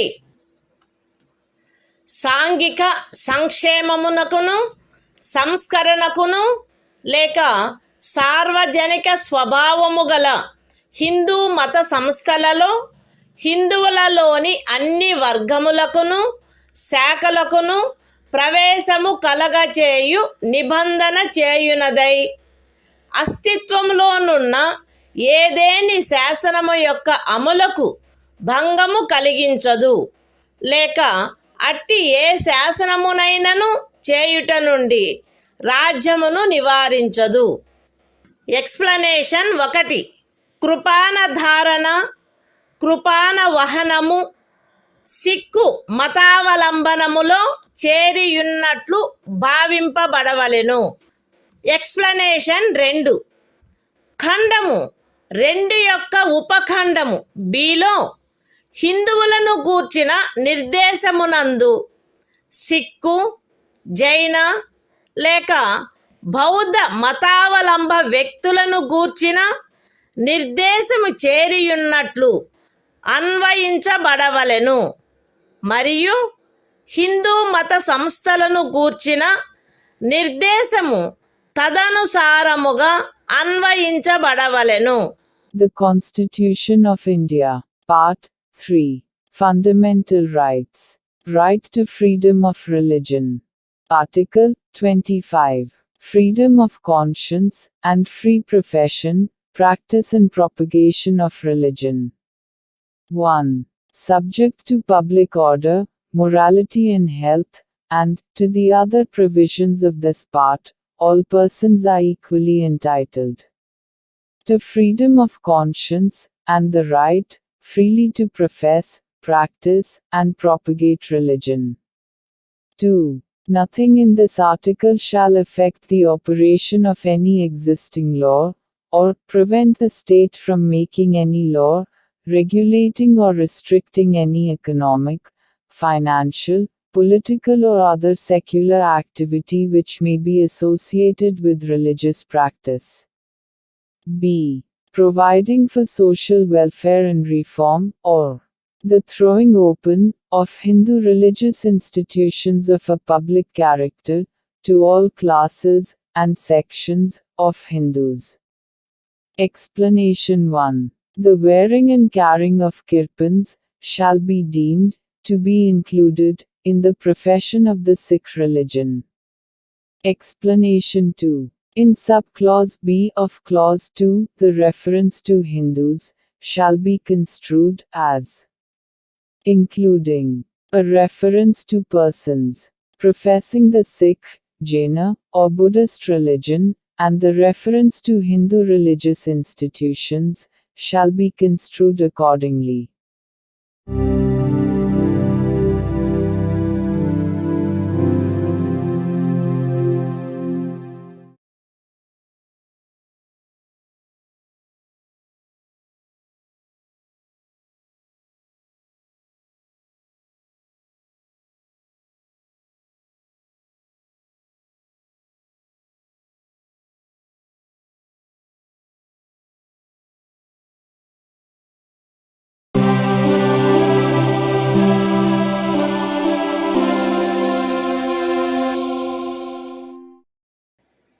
భారత సంవిధానము భాగము 3 మౌలిక హక్కులు మత స్వాతంత్ర్యపు హక్కు ఆర్టికల్ 26 మత వ్యవహార నిర్వహణ స్వాతంత్ర్యము ప్రజాశాంతికి నైతికతకు మరియు ఆరోగ్యమునకు అత్యధీనమై ప్రతి మత శాఖ లేక అందలి ఏ ఉపశాఖైనను ఈ క్రింది హక్కును కలిగియుండును.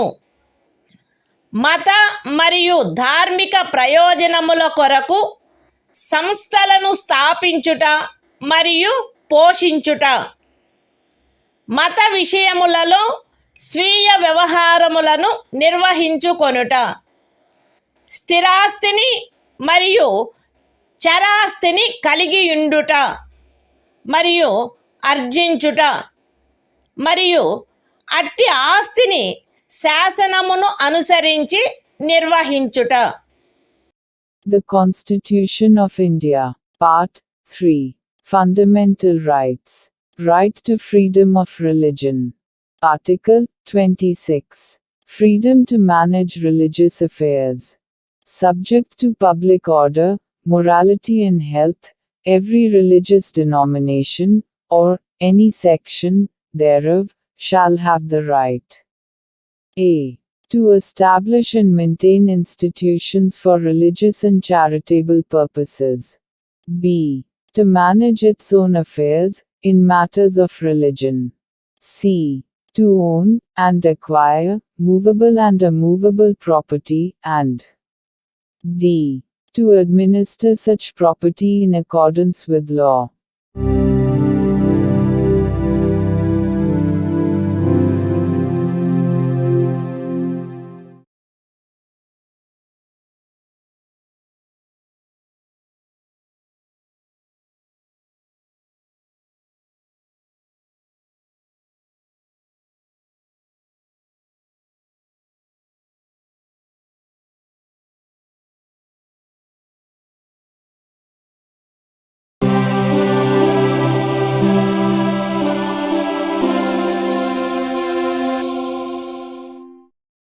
భారత సంవిధానము భాగము 3 మౌలిక హక్కులు మత స్వాతంత్ర్యపు హక్కు ఆర్టికల్ 27 ఏదేని ప్రత్యేకమైన మతమును అభివృద్ధి చేయుటకు పన్నుల చెల్లింపును గూర్చిన స్వాతంత్ర్యము. ఏదేని ప్రత్యేకమైన మతమును లేక మత శాఖను అభివృద్ధి చేయుటకు లేక పోషించుటకు అగు ఖర్చులను భరించుటకై ఏ పన్నుల వలన రాబడి నిర్దిష్టముగా కేటాయించబడునో ఆ పన్నులను చెల్లించుటకు ఏ వ్యక్తిని బలవంత పెట్టరాదు. The Constitution of India, Part 3. Fundamental Rights. Right to freedom of religion. Article 27. Freedom as to payment of taxes for promotion of any particular religion. No person shall be compelled to pay any taxes, the proceeds of which are specifically appropriated in payment of expenses for the promotion or maintenance of any particular religion or religious denomination.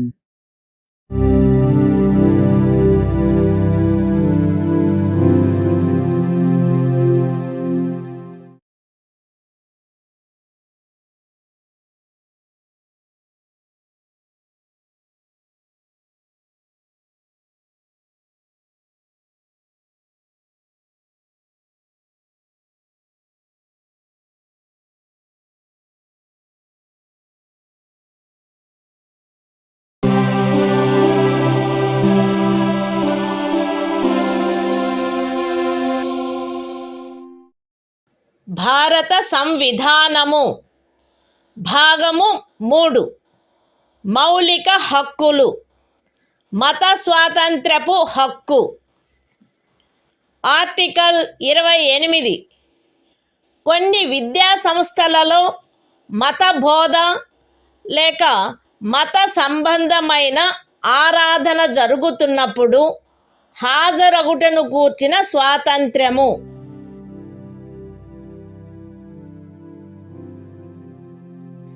రాజ్య నిధుల నుండి సంపూర్ణముగా పోషింపబడుచున్న ఏ విద్యా సంస్థలోనూ ఎట్టి మత బోధనకైనను ఏర్పాటు చేయరాదు. ఖండము 1లో ఉన్నదేదియు రాజ్యముచే నిర్వహింపబడుచుండి మతబోధ జరగవలెనని ఆపేక్షించు ధర్మాదాయము లేక ట్రస్ట్ కింద స్థాపించబడిన ఏ విద్యా సంస్థకును వర్తించరాదు. రాజ్యముచే గుర్తింపబడిన లేక రాజ్య నిధుల నుండి సహాయమును పొందుతున్న ఏదేని విద్యా సంస్థలో హాజరగుచున్న ఏ వ్యక్తినైనను అట్టి సంస్థలో చేయబడు ఏదేని మత బోధలో పాల్గొనవలసినదని కానీ అట్టి సంస్థలో లేక దానికి సంబంధించిన ఏదేని ఆవరణలో జరపబడు ఏదేని మత సంబంధమైన ఆరాధనకు హాజరు కావలెనని కానీ అందుకు ఆ వ్యక్తిని కానీ ఆ వ్యక్తి మైనర్ అయినచో అతని సంరక్షకుడు కానీ సమ్మతించిననే తప్ప కోరరాదు. The Constitution of India, Part 3. Fundamental Rights. Right to freedom of religion. Article 28. Freedom as to attendance at religious instruction or religious worship in certain educational institutions. 1. No religious instruction shall be provided in any educational institution, wholly maintained out of state funds. 2. Nothing in Clause 1 shall apply to an educational institution which is administered by the state, but has been established under any endowment or trust, which requires that religious instruction shall be imparted in such institution. 3. No person attending any educational institution recognized by the state, or receiving aid out of state funds, shall be required to take part in any religious instruction that may be imparted in such institution, or, to attend any religious worship that may be conducted in such institution or in any premises attached thereto, unless such person or, if such person is a minor, his guardian has given his consent thereto.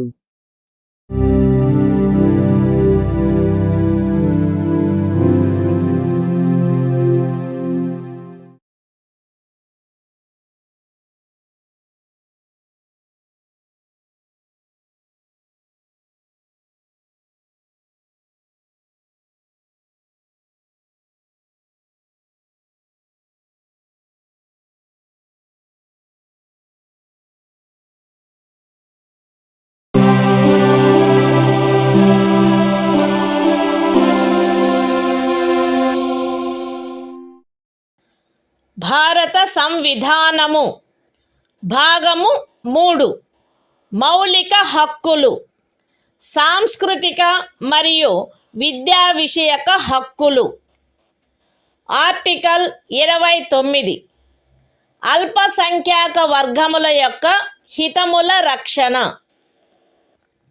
భారతదేశ రాజ్య క్షేత్రములో లేక అందలి ఏ భాగములో నివసించుచున్న పౌరులలోని ఏదేని వర్గము వారు తమ విశిష్ట భాష లిపి లేక సంస్కృతిని కలిగి ఉండినచో వారు దానిని కాపాడుకొనుటకు హక్కు కలిగి ఉందురు.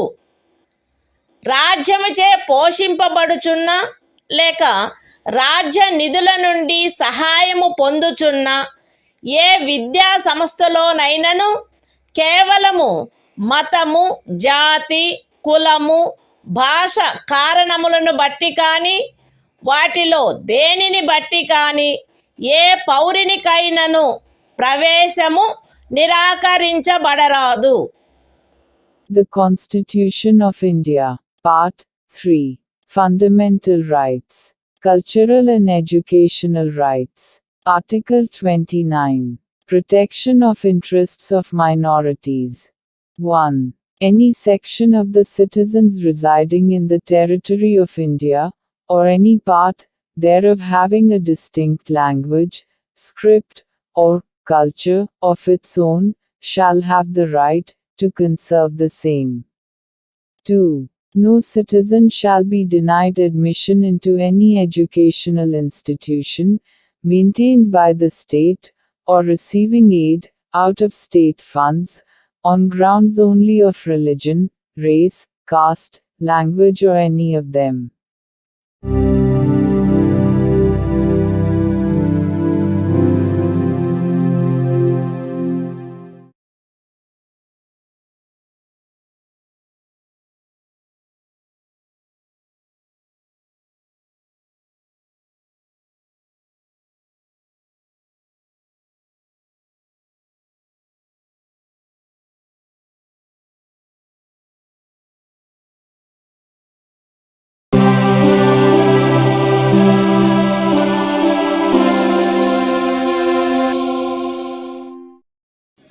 భారత సంవిధానము భాగము 3 మౌలిక హక్కులు సాంస్కృతిక మరియు విద్యా విషయక హక్కులు ఆర్టికల్ 30 విద్యా సంస్థలను స్థాపించుటకు మరియు నిర్వహించుటకు అల్పసంఖ్యాక వర్గములకు గల హక్కు మత ప్రాతిపదికపై కానీ భాషా ప్రాతిపదికపై కానీ ఏర్పడిన అల్పసంఖ్యాక వర్గముల వారందరూ తమకు అభీష్టమైన విద్యా సంస్థలను స్థాపించుకొనుటకును నిర్వహించుకొనుటకును హక్కు కలిగియుందురు. ఖండము 1లో నిర్దేశింపబడిన అల్పసంఖ్యాక వర్గముచే స్థాపింపబడి నిర్వహింపబడుతున్న ఒక విద్యా సంస్థ యొక్క ఏదేని ఆస్తిని నిర్బంధముగా అధ్యార్థించుటను నిబంధించు ఏదేని శాసనము చేయుటలో అట్టి ఆస్తి అధ్యార్జన కొరకు అట్టి శాసనము ద్వారా నియతము చేయబడిన లేక దాని కింద నిర్ధారించబడిన మొత్తము ఆ ఖండము క్రింద హామీ ఇవ్వబడిన హక్కును పరిమితపరచకుండునట్లు లేక రద్దుపరచకుండునట్లు రాజ్యము కట్టుదిట్టము చేయవలెను. విద్యా సంస్థలకు సహాయము చేయు సందర్భములలో మత ప్రాతిపదికపై లేక భాషా ప్రాతిపదికపై ఏర్పడిన అల్పసంఖ్యాక వర్గము యొక్క నిర్వహణలో ఉన్నదను కారణమును బట్టి ఏ విద్యా సంస్థకు విరుద్ధముగాను రాజ్యము విచక్షణ చేయరాదు. The Constitution of India, Part 3, Fundamental Rights, Cultural and Educational Rights, Article 30, Right of minorities to establish and administer educational institutions. 1. All minorities, whether based on religion or language, shall have the right to establish and administer educational institutions of their choice. In making any law, providing for the compulsory acquisition of any property of an educational institution, established and administered by a minority, referred to in Clause 1. The state shall ensure that the amount fixed by or determined under such law, for the acquisition of such property, is such, as would not restrict or abrogate, the right guaranteed under that clause. 2. The state shall not, in granting aid to educational institutions, discriminate against any educational institution on the ground that it is under the management of a minority, whether based on religion or language.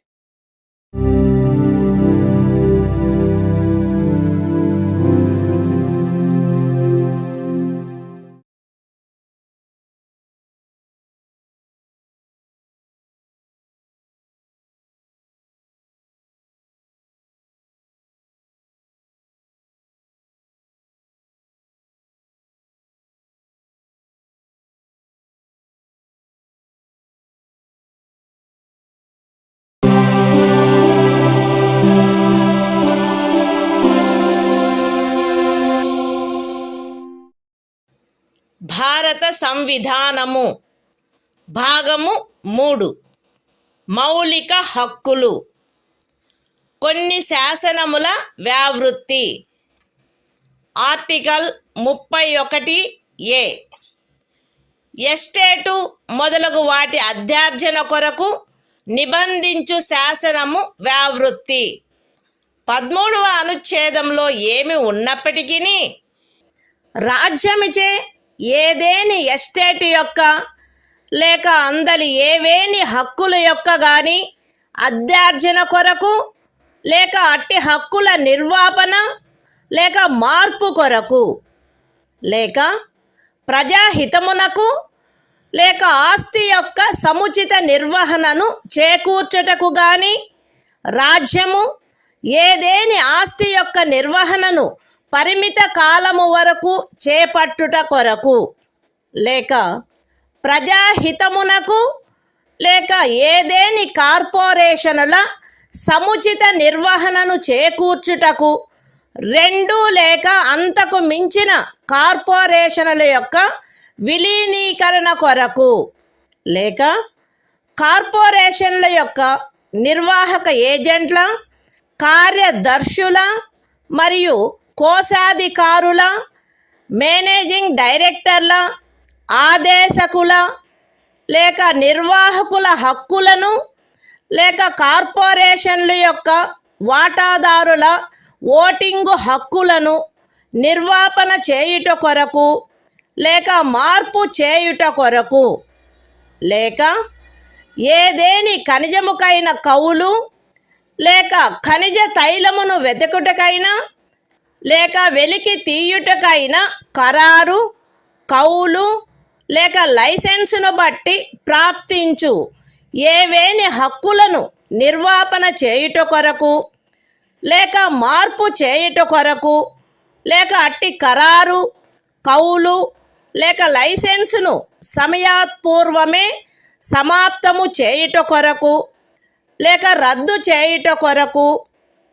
నిబంధించునట్టి శాసనము దేనిని గాని 14వ అనుచ్ఛేదము లేక 19వ అనుచ్ఛేదము ద్వారా ప్రదత్తమైన హక్కులలో దేనికైనను అసంగతమగునున్నదను లేక అట్టి హక్కులలో దేనినైనను తీసివేయనను లేక కుంచించునను కారణమును బట్టి ప్రభావ శూన్యమగునవి భావించరాదు.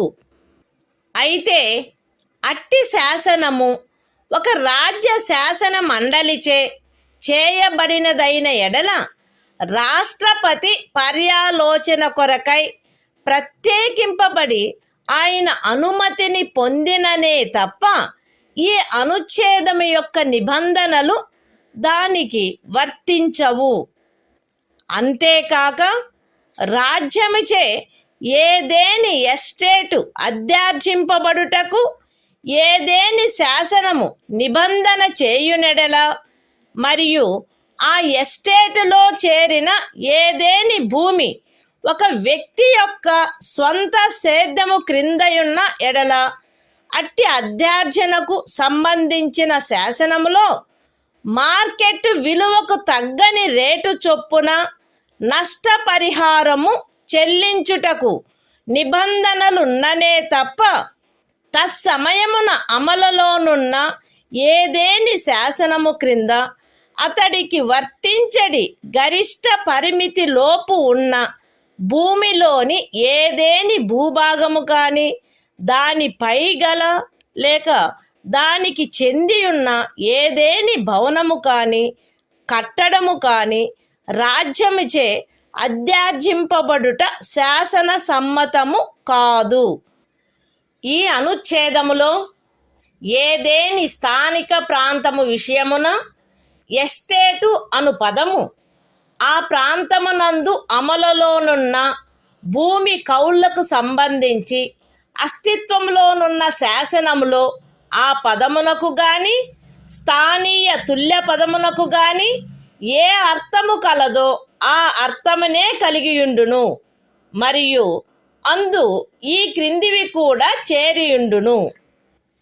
ఏదేని జాగీరు, ఇనాం లేక మౌఫీ లేక ఇతరమైన తాదృశ అనుదానము మరియు తమిళనాడు కేరళ రాజ్యములలో ఏదేని జన్మం హక్కు రైతువారి సెటిల్మెంట్ కింద కలిగి ఉన్న ఏదేని భూమి, బంజరు భూమి, అటవీ భూమి, పచ్చిక బయళ్ళ భూమి లేక కర్షకులు లేక వ్యవసాయ కూలీలు మరియు చేతి వృత్తుల వారు ఆక్రమించుకొనిన భవనములు మరియు ఇతర కట్టడములు ఉన్న స్థలములతో సహా వ్యవసాయ లేక తత్సహాయక ప్రయోజనముల కొరకు ఎవరేని కలిగియున్నా లేక ఎవరికేని కౌలుకు ఇవ్వబడిన ఏదేని భూమి.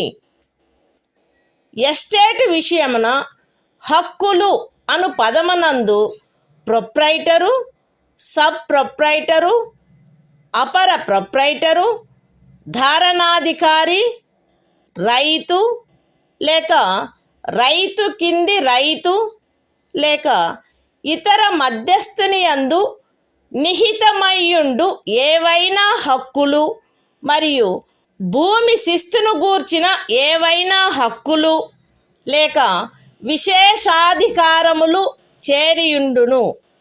The Constitution of India, Part 3, Fundamental Rights, Saving of Certain Laws. Article 31A. Saving of laws providing for acquisition of estates, etc.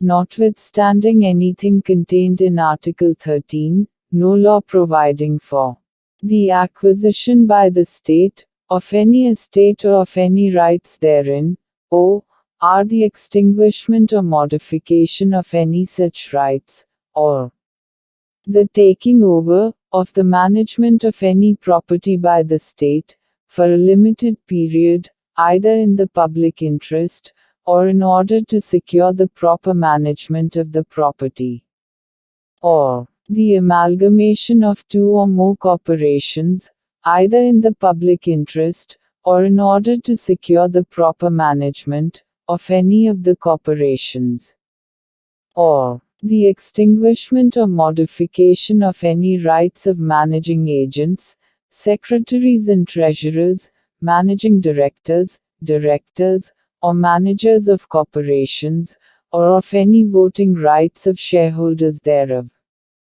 or the extinguishment or modification of any rights accruing by virtue of any agreement, lease or license for the purpose of searching for, or winning, any mineral or mineral oil, or the premature termination or cancellation of any such agreement, lease or license, shall be deemed to be void on the ground that it is inconsistent with, or takes away or abridges, any of the rights conferred by Article 14 or Article 19.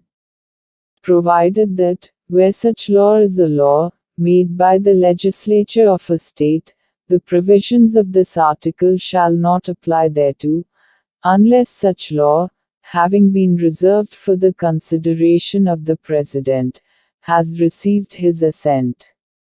Provided further, that, where any law makes any provision for the acquisition by the state of any estate, and where any land comprised therein is held by a person under his personal cultivation, it shall not be lawful for the state to acquire any portion of such land, as is within the ceiling limit applicable to him under any law for the time being in force, or any building or structure standing thereon or tenant thereto, unless the law relating to the acquisition of such land, building or structure provides for payment of compensation at a rate which shall not be less than the market value thereof.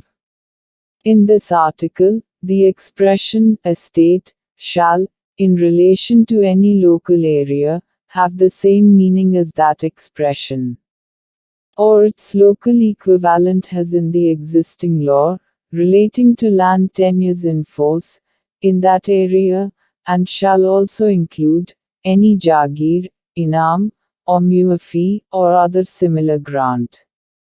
And, in the states of Tamil Nadu and Kerala, any janmam right. Any land held under Ryotwari settlement. Any land held, or let for purposes of agriculture, or for purposes ancillary thereto, including waste land, forest land, land for pasture, or sites of buildings, and other structures occupied by cultivators of land, agricultural laborers, and village artisans. The expression, rights, in relation to an estate, shall include any rights vesting in a proprietor, sub-proprietor, under-proprietor, tenure-holder, rayat, under-rayat, or other intermediary, and any rights, or privileges in respect of land revenue.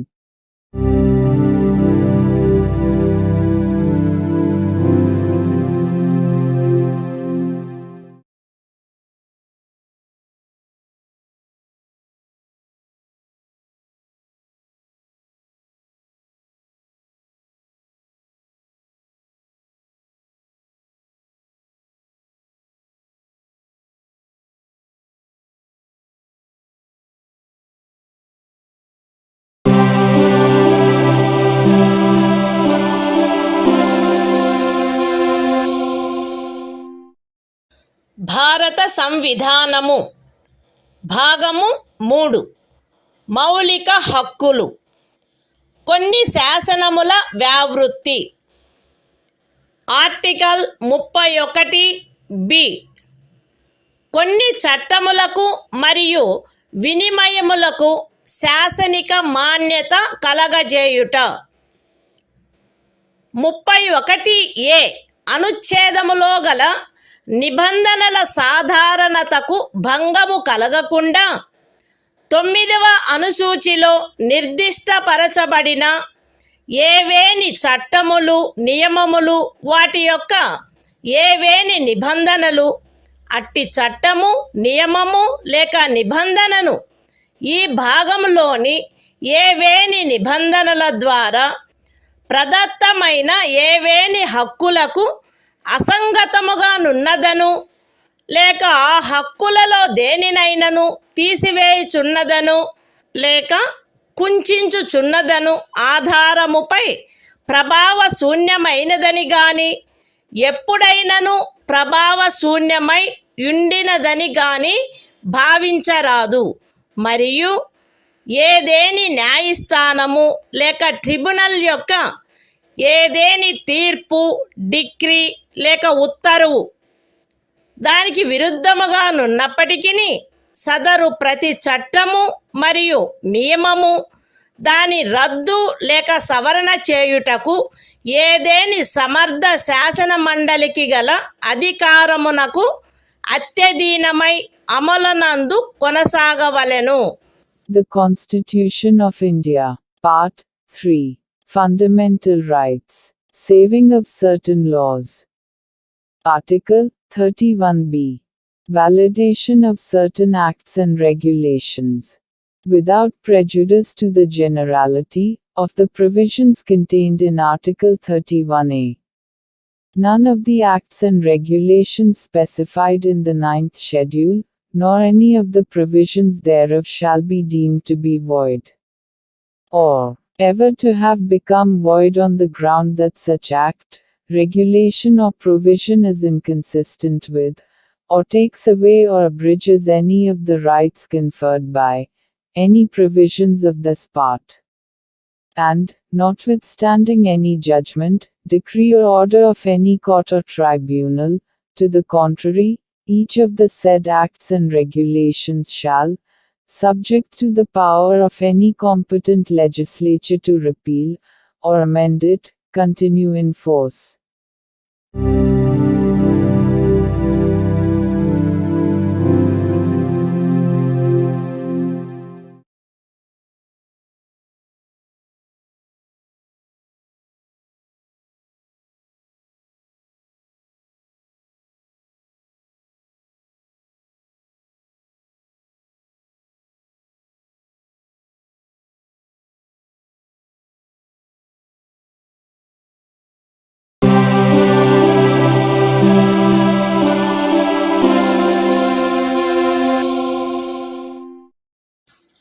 భారత సంవిధానము భాగము 3 మౌలిక హక్కులు. కొన్ని శాసనముల వ్యావృత్తి. Article 31(c). కొన్ని ఆదేశిక సూత్రములను అమలుపరచు శాసనముల వ్యావృత్తి. 13వ అనుచ్ఛేదములో ఏమి ఉన్నప్పటికీ భాగము 4లో పేర్కొనబడిన సూత్రములన్నింటినీ గాని, వాటిలో కొన్నింటిని గాని సాధించుట కొరకై రాజ్య విధానమును అమలుపరచు ఏ శాసనమునైనను 14వ అనుచ్ఛేదము లేక 19వ అనుచ్ఛేదము ద్వారా ప్రదత్తమైన ఏవేని హక్కులకు అసంగతముగా నున్నదను, లేక ఆ హక్కులలో దేనినైనను తీసివేయుచున్నదను, లేక కుంచుచున్నదను కారణమును బట్టి ప్రభావ శూన్యమైనదని భావించరాదు. మరియు ఆ శాసనమందు అది అట్టి విధానమును అమలుపరచుట కొరకైనదను ప్రఖ్యానమున్నచో, అది అట్టి విధానమును అమలుపరచదను కారణమును బట్టి ఏ న్యాయస్థానములోనూ ప్రష్టవ్యము కారాదు. అయితే అట్టి శాసనము రాజ్య శాసన మండలిచే చేయబడిన ఎడల రాష్ట్రపతి పర్యాలోచన కొరకై ప్రత్యేకింపబడి ఆయన అనుమతిని పొందిననే తప్ప దానికి ఈ అనుచ్ఛేదము యొక్క నిబంధనలు వర్తించవు. The Constitution of India, Part 3. Fundamental Rights. Saving of certain laws. Article 31c. saving of laws giving effect to certain directive principles. Notwithstanding anything contained in Article 13.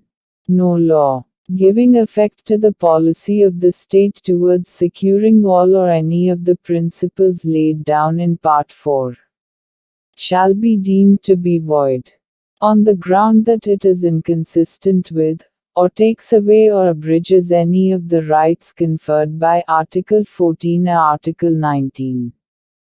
And no law containing a declaration that it is for giving effect to such policy shall be called in question in any court, on the ground that it does not give effect to such policy, provided that, where such law is made by the legislature of a state, the provisions of this article shall not apply thereto, unless such law, having been reserved for the consideration of the President, has received his assent.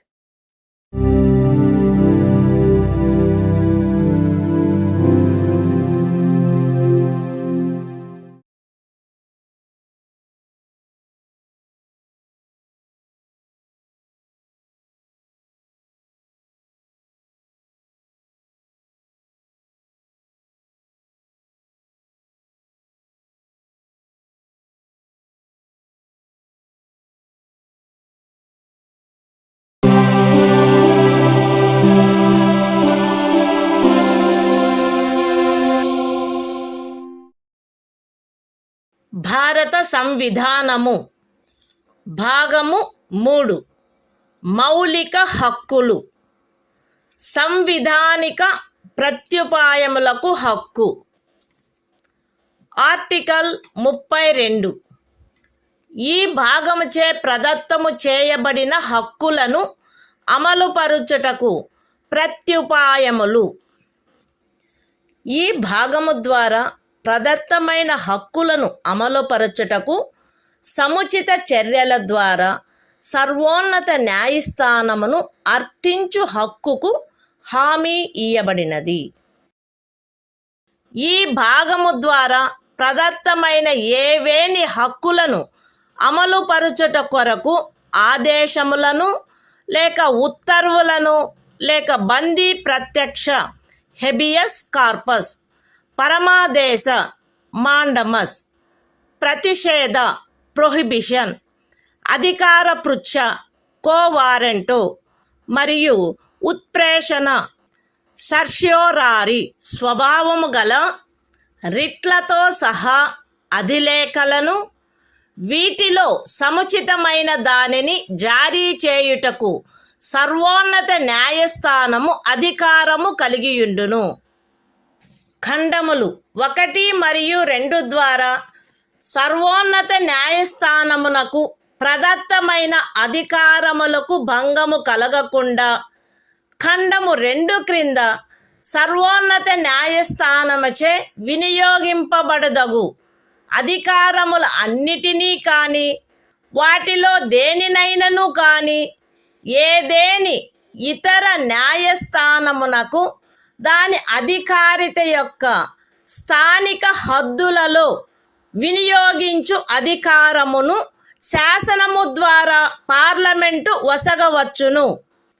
ఈ అనుచ్ఛేదముచే హామీ ఇయ్యబడిన హక్కు ఈ సంవిధానముచే అన్యదా నిబంధింపబడినట్లు తప్ప suspend చేయబడరాదు. The Constitution of India, Part 3. Fundamental Rights. Right to constitutional remedies. Article 32. Remedies for enforcement of rights conferred by this part. 1. The right to move the Supreme Court, by appropriate proceedings for the enforcement of the rights conferred by this part, is guaranteed. 2. The Supreme Court shall have power to issue directions or orders, or writs, including writs in the nature of habeas corpus, mandamus, prohibition, quo warranto and certiorari, whichever may be appropriate, for the enforcement of any of the rights conferred by this part. 3. without prejudice to the powers conferred on the Supreme Court, by clauses 1 and 2. Parliament may by law empower any other court to exercise within the local limits of its jurisdiction all or any of the powers exercisable by the Supreme Court under Clause 2. 4. The right guaranteed by this article shall not be suspended, except as otherwise provided for by this Constitution.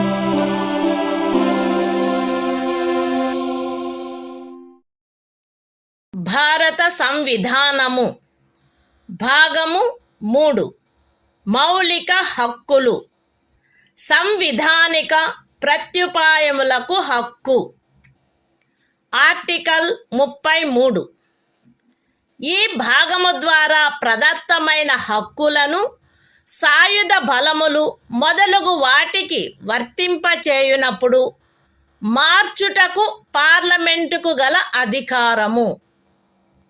ఈ భాగము ద్వారా ప్రదత్తమైన హక్కులలో వేటినైనను సాయుధ బలములకు చెందిన సభ్యులకు లేక ప్రజాశాంతిని కాపాడు భారము వహించిన సాయుధ బలములకు చెందిన సభ్యులకు లేక గుప్త సమాచారము కొరకు లేక ఎదురు గుప్త సమాచారము కొరకు రాజ్యముచే స్థాపించబడిన ఏదేని బ్యూరోలో లేదా ఇతర వ్యవస్థలో నియమించబడిన వ్యక్తులకు లేక ఏ నుండి సి వరకు గల ఖండములలో నిర్దేశింపబడిన ఏదేని సాయుధ బలము బ్యూరో లేక వ్యవస్థ కొరకై ఏర్పాటు చేసిన టెలికమ్యూనికేషన్ వ్యవస్థలలో నియమించబడిన లేదా వాటికి సంబంధించిన వ్యక్తులకు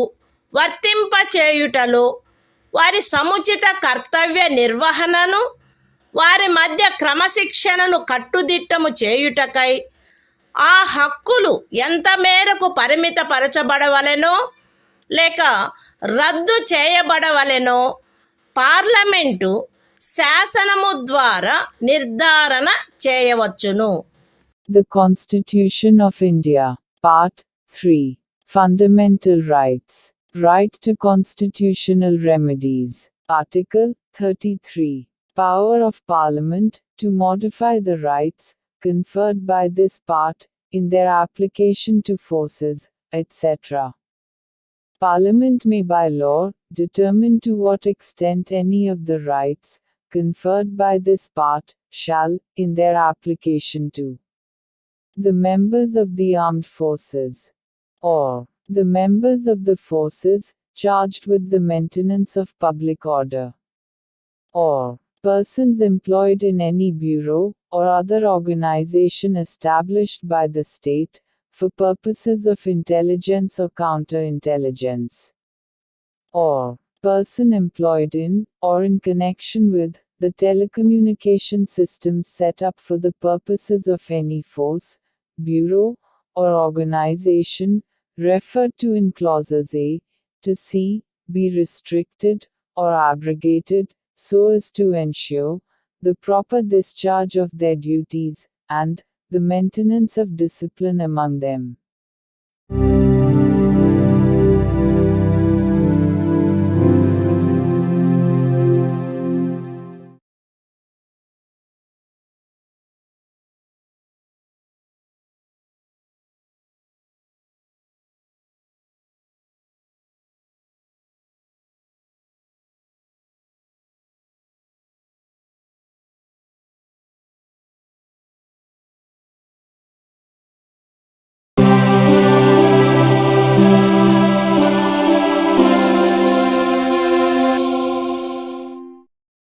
భారత సంవిధానము భాగము 3 మౌలిక హక్కులు. సంవిధానిక ప్రత్యుపాయములకు హక్కు. ఆర్టికల్ 34. ఏదేని ప్రాంతములో సైనిక శాసనము అమలులోనున్నప్పుడు ఈ భాగము ద్వారా ప్రదత్తమైన హక్కులపై నిర్బంధన. ఈ భాగమునందు పూర్వగామి నిబంధనలలో ఏమి ఉన్నప్పటికీ భారతదేశ రాజ్యక్షేత్రములోని ఏదేని ప్రాంతములో సైనిక శాసనము అమలులో ఉండి ఉన్నచో సంఘము యొక్క లేక ఒక రాజ్యము యొక్క సేవలోనున్న ఎవరేని వ్యక్తి అచట శాంతిని కాపాడుటకు లేక తిరిగి నెలకొల్పుటకు సంబంధించి చేసిన ఏదేని కార్యమును గూర్చి పార్లమెంటు శాసనము ద్వారా అతనికి క్షతిపూర్తి చేయవచ్చును, లేక అట్టి ప్రాంతంలో సైనిక శాసనము క్రింద చేయబడిన ఏదేని దండనోత్తర్వును, విధించబడిన ఏదేని శిక్షను, ఉత్తర్వు చేయబడిన సమపహరణను, లేక చేసిన ఏదేని ఇతర కార్యమును మాన్యమునర్చవచ్చును. The Constitution of India, Part 3. Fundamental Rights. Right to constitutional remedies. Article 34. Restriction on rights conferred by this part while martial law is in force in any area. Notwithstanding anything in the foregoing provisions of this part, Parliament may, by law, indemnify any person, in the service of the Union, or of a state, or any other person, in respect of any act done by him, in connection with the maintenance or restoration of order, in any area within the territory of India, where martial law was in force, or validate any sentence passed, punishment inflicted, forfeiture ordered, or other act done, under martial law in such area.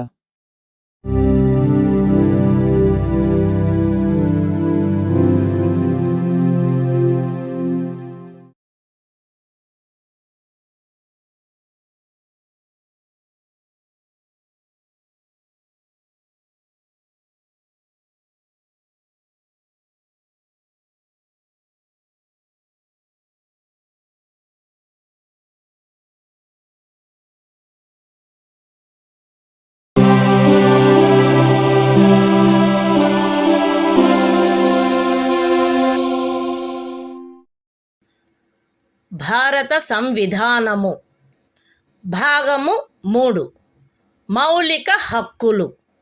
సంవిధానిక ప్రత్యుపాయములకు హక్కు. Article 35.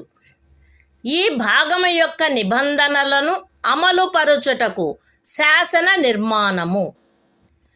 ఈ సంవిధానమునందేమున్నప్పటికీ 16వ అనుచ్ఛేదము యొక్క ఖండము 3, 32వ అనుచ్ఛేదము యొక్క ఖండము 3, 33వ మరియు 34వ అనుచ్ఛేదముల క్రింద parliament చేయు శాసనము ద్వారా నిబంధింపబడదగిన విషయములలో దేనిని గూర్చి అయినను శాసనములను చేయుటకు మరియు ఈ భాగము క్రింద అపరాధములుగా ప్రఖ్యానించబడిన కార్యములకు శిక్షను విహితము చేయుట కొరకైన శాసనములను చేయుటకు పార్లమెంటు అధికారము కలిగియుండును. రాజ్య శాసన మండలి ఆ అధికారమును కలిగియుండదు. మరియు పార్లమెంటు ఈ సంవిధాన ప్రారంభమునకు పిమ్మట వీలైనంత త్వరితముగా ఉపఖండము 2లో నిర్దేశించబడిన కార్యములకు శిక్షను విహితము చేయుటకు శాసనములను చేయవలయును. ఖండము ఏ యొక్క ఉపఖండము 1లో నిర్దేశింపబడిన ఏదేని విషయమును గూర్చినదైనా లేక ఆ ఖండము యొక్క ఉపఖండము 2లో నిర్దేశించబడిన కార్యమునకు దేనికైనను శిక్షను నిబంధించునదై ఈ సంవిధాన ప్రారంభమునకు అవ్యవహిత పూర్వము భారతదేశ రాజ్య క్షేత్రమునందు అమలులోనున్న ఏదేని శాసనము అందలి నిబంధనలకును 372వ అనుచ్ఛేదము క్రింద దాని యందు చేయబడు అనుకూలానుసరణకును మరియు మార్పులకును అత్యధీనమై పార్లమెంటుచే మార్పు లేక రద్దు లేక సవరణ చేయబడు వరకు అమలునందు కొనసాగవలెను. విశదీకరణ: ఈ అనుచ్ఛేదమునందు అమలులోనున్న శాసనము అను పదబంధము 372వ అనుచ్ఛేదములో ఆ పదబంధమునకు ఏ అర్థము కలదో ఆ అర్థమునే కలిగియుండును. The Constitution of India, Part 3. Fundamental Rights. Right to Constitutional Remedies. Article 35. Legislation to give effect to the provisions of this part. Notwithstanding anything in this Constitution, Parliament shall have, and the legislature of a state shall not have, power to make laws with respect to any of the matters which, under Clause 3 of Article 16, Clause 3 of Article 32, Article 33 and Article 34 may be provided for by law made by Parliament, and for prescribing punishment for those acts which are declared to be offences under this part. And Parliament shall, as soon as may be after the commencement of this Constitution, make laws for prescribing punishment for the acts referred to in subclause 2. Any law in force immediately before the commencement of this Constitution, in the territory of India, with respect to any of the matters referred to in subclause 1 of Clause A, or providing for punishment for any act referred to in subclause 2 of that clause shall, subject to the terms thereof, and to any adaptations and modifications that may be made therein, under Article 372, continue in force until altered, or repealed, or amended, by Parliament. Explanation: in this article, the expression law in force has the same meaning as in Article 372.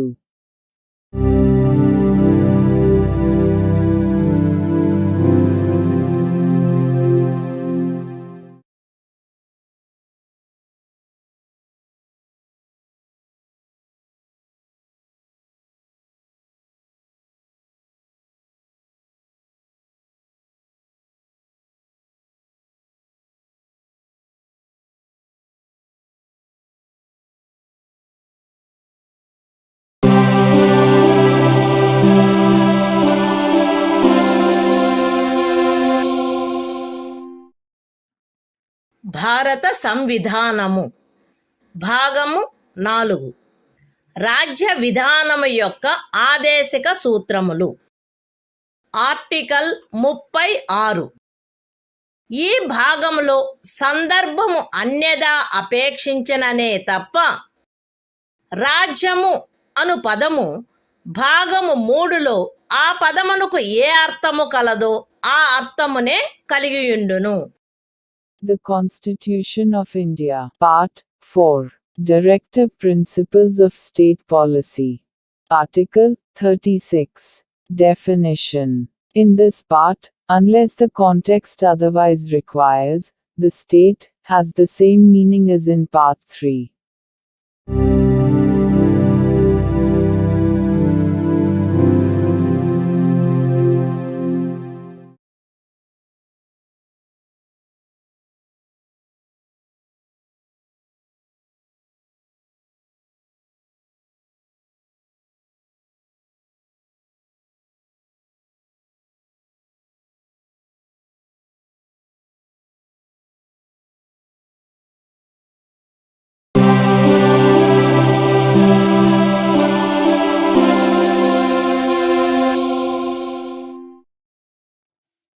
భారత సంవిధానము భాగము 4 రాజ్య విధానము యొక్క ఆదేశిక సూత్రములు.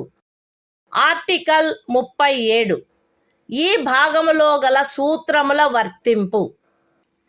ఈ భాగంలోని నిబంధనలు ఏ న్యాయస్థానముచే కాని అమలు జరపదగినవి కావు. కానీ ఇందు పేర్కొనబడిన సూత్రములు దేశ పరిపాలనకు మూలాధారములుగాను మరియు శాసనములను చేయుటలో వాటిని వర్తింపచేయుట రాజ్యము యొక్క కర్తవ్యమై ఉండవలెను. The Constitution of India, Part 4, Directive Principles of State Policy. Article 37. Application of the principles contained in this part.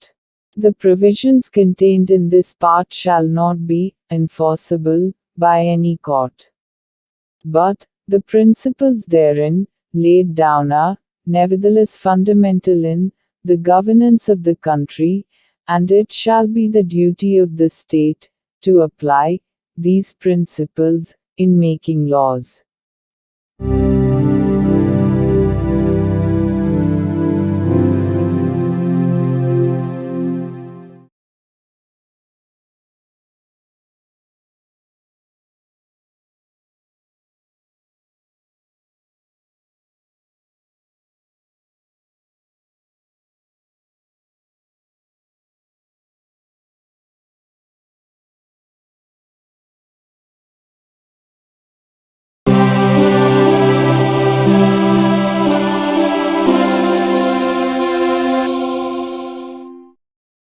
భారత సంవిధానము భాగము 4 రాజ్య విధానము యొక్క ఆదేశిక సూత్రములు. ఆర్టికల్ 38 రాజ్యము ప్రజల శ్రేయస్సును పెంపొందించు సాంఘిక వ్యవస్థను చేకూర్చుట. జాతీయ జీవనంలోని అన్ని రంగములలో సాంఘిక, ఆర్థిక మరియు రాజకీయ న్యాయమును ఉజ్జీవింపచేయు సాంఘిక వ్యవస్థను వీలైనంత వరకు కట్టుదిట్టము చేకూర్చుట ద్వారాను దానిని రక్షించుట ద్వారాను రాజ్యము ప్రజల శ్రేయస్సును పెంపొందించుటకు పాటుపడవలెను. రాజ్యము ప్రత్యేకించి రాబడిలో అసమానతలను తగ్గించుటకు పాటుపడవలెను మరియు విభిన్న ప్రాంతములందు నివసించుచున్న లేక విభిన్న వృత్తులను చేపట్టిన వ్యక్తుల మధ్య మాత్రమే కాకుండా ప్రజావర్గముల మధ్య కూడా హోదా, సౌకర్యములు మరియు అవకాశములందు అసమానతలను తొలగించుటకు ప్రయత్నించవలెను. The Constitution of India, Part 4, Directive Principles of State Policy. Article 38. State to secure social order, for the promotion of welfare of the people.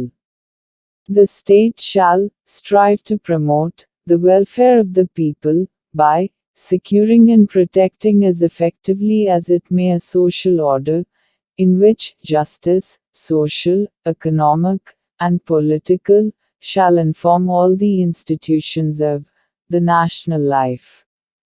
The state shall, in particular, strive to minimize the inequalities in income, and endeavor to eliminate inequalities in status, facilities and opportunities, not only amongst individuals, but also amongst groups of people, residing in different areas, or engaged in different vocations.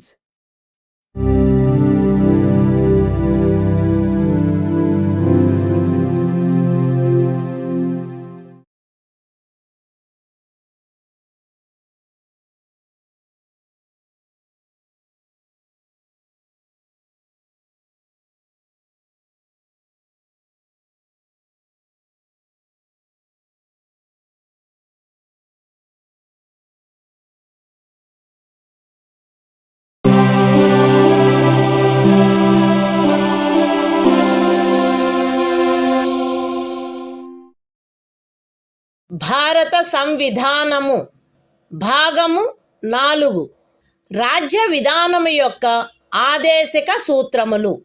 Article 39 రాజ్యము అనుసరించవలసిన కొన్ని విధాన సూత్రములు. రాజ్యము ఈ క్రింది వాటిని చేకూర్చుటకై ప్రత్యేకించి తన విధానమును రూపొందించవలెను. అవేవనగా స్త్రీ పురుష భేదము లేకుండా పౌరులు తగిన జీవనోపాధి సాధనములకు హక్కు కలిగియుండుట, జనులందరి ఉమ్మడి మేలును అత్యుత్తముగా సమకూర్చునట్లు సమాజపు భౌతిక వనరుల సామ్యమును మరియు నియంత్రణను పంపిణీ చేయుట, ఆర్థిక వ్యవస్థ యొక్క ప్రవృత్తి వలన జనసామాన్యమునకు హానికరమగునట్లుగా ఐశ్వర్యము ఉత్పాదన సాధనములు కేంద్రీకృతము కాకుండుట, స్త్రీ పురుషులు ఉభయులకు సమానమైన పనికి సమానమైన వేతనము లభించుట, స్త్రీ పురుష కార్మికుల ఆరోగ్యము శరీర దారుఢ్యము మరియు పిల్లల సుకుమారత్వము దురుపయోగము చేయబడుకుండుట మరియు పౌరుల ఆర్థికావశ్యకత వలన తమ వయస్సునకు లేక శరీర దారుఢ్యమునకు సరిపడని పనులలో చేరుటకు బలవంత పెట్టకుండుట, పిల్లలకు ఆరోగ్యకరమైన రీతిలో గౌరవప్రదమైన మరియు స్వేచ్ఛాయుతమైన పరిస్థితులలో అభివృద్ధి చెందు అవకాశములను మరియు సౌకర్యములను కల్పించుట మరియు బాల్య యవనములను శోషణ నుండి మరియు నైతిక మరియు భౌతిక పరిత్యజనము నుండి కాపాడుట. The Constitution of India, Part 4, Directive Principles of State Policy. Article 39. Certain principles of policy, to be followed by the state. The state shall, in particular, direct its policy towards securing a. that the citizens, men and women equally, have the right to an adequate means of livelihood. b. that the ownership and control of the material resources of the community are so distributed as best to subserve the common good. c. that the operation of the economic system does not result in the concentration of wealth and means of production to the common detriment. d. that there is equal pay for equal work for both men and women. a. that the health and strength of workers, men and women, and the tender age of children are not abused, and that citizens are not forced by economic necessity to enter avocations unsuited to their age or strength. f. that children are given opportunities and facilities to develop in a healthy manner and in conditions of freedom and dignity, and that childhood and youth are protected against exploitation and against moral and material abandonment.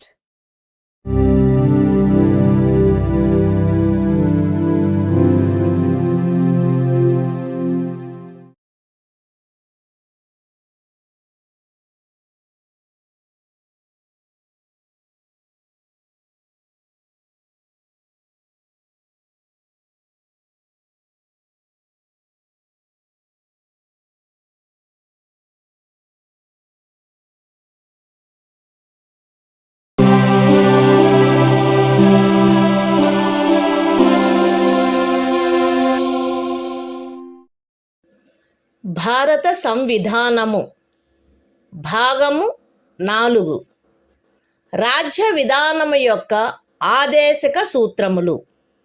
Article 39A సమాన న్యాయము ఉచిత న్యాయవాద సహాయము. శాసన వ్యవస్థ ప్రవృత్తి సమానావకాశ ప్రాతిపదికపై న్యాయమును చేకూర్చు రీతిలో నిర్వహించబడునట్లు రాజ్యము కట్టుదిట్టము చేయవలెను. మరియు ప్రత్యేకముగా ఏ పౌరునికైనను ఆర్థిక లేక ఇతర అసక్తతల కారణమున న్యాయమును పొందు అవకాశములు అలభ్యము కాకుండునట్లు కట్టుదిట్టము చేయుటకై తగిన శాసన నిర్మాణమును లేక పథకముల ద్వారా గాని ఏదేని ఇతర విధముగా గాని ఉచిత న్యాయవాద సహాయమును సమకూర్చవలెను. The Constitution of India, Part 4. Directive Principles of State Policy. Article 39A. Equal justice and free legal aid. The state shall secure that the operation of the legal system promotes justice on a basis of equal opportunity, and shall, in particular, provide free legal aid by suitable legislation or schemes, or in any other way to ensure that opportunities for securing justice are not denied to any citizen by reason of economic or other disabilities.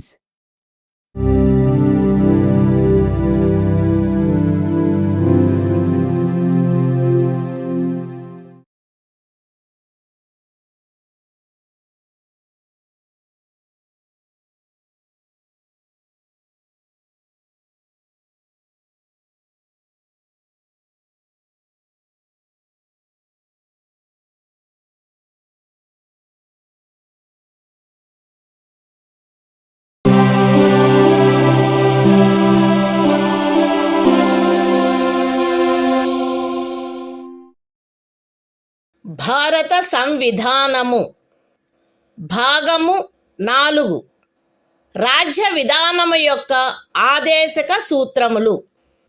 Article 40. గ్రామ పంచాయతీల వ్యవస్థీకరణ. గ్రామ పంచాయతీలను వ్యవస్థీకరించి స్వపరిపాలనా యూనిట్లుగా అవి పనిచేయుటకు వాటికి ఆవశ్యకమగు అధికార ప్రాధికారముల నొసగుటకు రాజ్యము చర్యలను గైగొనవలెను. The Constitution of India, Part 4. Directive Principles of State Policy. Article 40. Organization of Village Panchayats.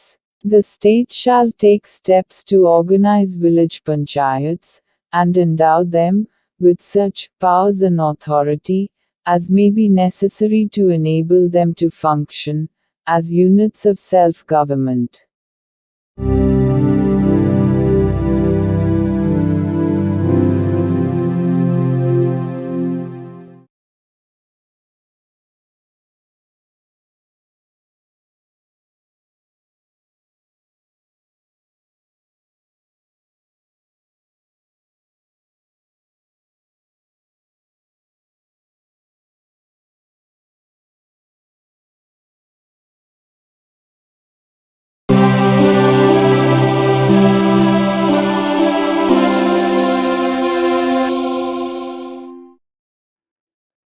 భారత సంవిధానము భాగము 4. రాజ్య విధానము యొక్క ఆదేశక సూత్రములు. ఆర్టికల్ 41. పనికి విద్యకు కొన్ని సందర్భములలో ప్రజా సహాయమునకు హక్కు. రాజ్యము దాని ఆర్థిక స్తోమత మరియు అభివృద్ధి పరిమితుల మేరకు పనిచేయు హక్కును, విద్య నేర్చుకొను హక్కును మరియు నిరుద్యోగము, వృద్ధాప్యము, అనారోగ్యము, అంగవైకల్యము మరియు ఇతర విధములైన అకారణ దారిద్ర్యము కలిగిన సందర్భములలో ప్రజా సహాయమును పొందు హక్కును చేకూర్చుటకై కట్టుదిట్టమైన ఏర్పాటు చేయవలెను. The Constitution of India, Part 4. Directive Principles of State Policy. Article 41. Right to work, to education, and to public assistance, in certain cases.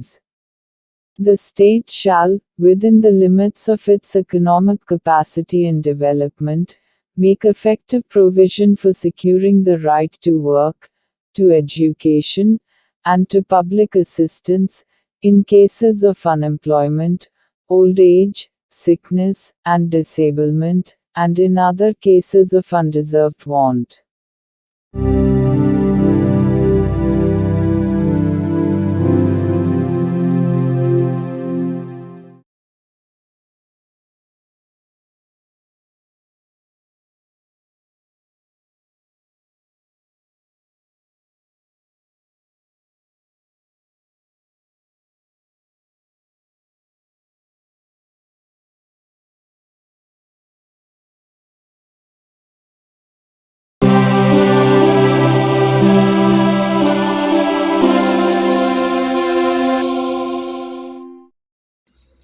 భారత సంవిధానము భాగము 4 రాజ్య విధానము యొక్క ఆదేశిక సూత్రములు. ఆర్టికల్ 42 పని విషయమున న్యాయమైన మరియు మానవోచితమైన పరిస్థితులకు మరియు ప్రసూతి సహాయమునకు ఏర్పాటు. రాజ్యము పనిచేయు విషయమున న్యాయమైన మరియు మానవోచితమైన పరిస్థితులను ప్రసూతి సహాయమును చేకూర్చుటకు ఏర్పాటు చేయవలెను. The Constitution of India, Part 4, Directive Principles of State Policy. Article 42. Provision for just and humane conditions of work, and maternity relief. The state shall make provision for securing just and humane conditions of work, and for maternity relief.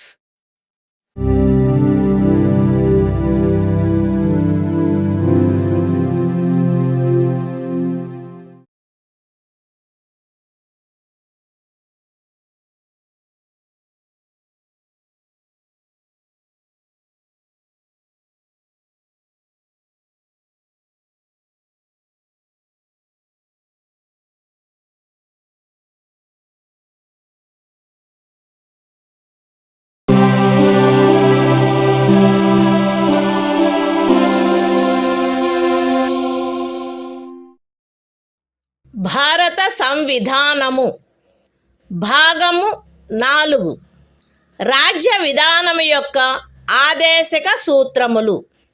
Article 43 కార్మికులకు జీవన భృతి మొదలగునవి. రాజ్యము తగిన శాసన నిర్మాణము ద్వారా లేక ఆర్థిక వ్యవస్థాపన ద్వారా లేక మరే విధముగానైనా వ్యవసాయ, పారిశ్రామిక లేక ఇతర కార్మికులందరికీ పనిని, జీవన భృతిని మరియు సముచిత జీవన స్థాయిని, విశ్రాంతి మరియు సాంఘిక సాంస్కృతిక అవకాశముల పూర్తి వినియోగమును చేకూర్చునట్టి పని పరిస్థితులను కల్పించుటకు ప్రయత్నించవలెను. మరియు ప్రత్యేకించి గ్రామీణ ప్రాంతములలో వైయక్తిక ప్రాతిపదికపై లేక సహకార ప్రాతిపదికపై కుటీర పరిశ్రమలను పెంపొందింపచేయుటకు ప్రయత్నించవలెను. The Constitution of India, Part 4, Directive Principles of State Policy. Article 43. Living wage, etc., for workers. The state shall endeavor to secure, by suitable legislation, or economic organization or in any other way, to all workers, agricultural, industrial or otherwise, work, a living wage, conditions of work ensuring a decent standard of life, and full enjoyment of leisure, and social and cultural opportunities, and, in particular, the state shall endeavor to promote cottage industries, on an individual or cooperative basis, in rural areas.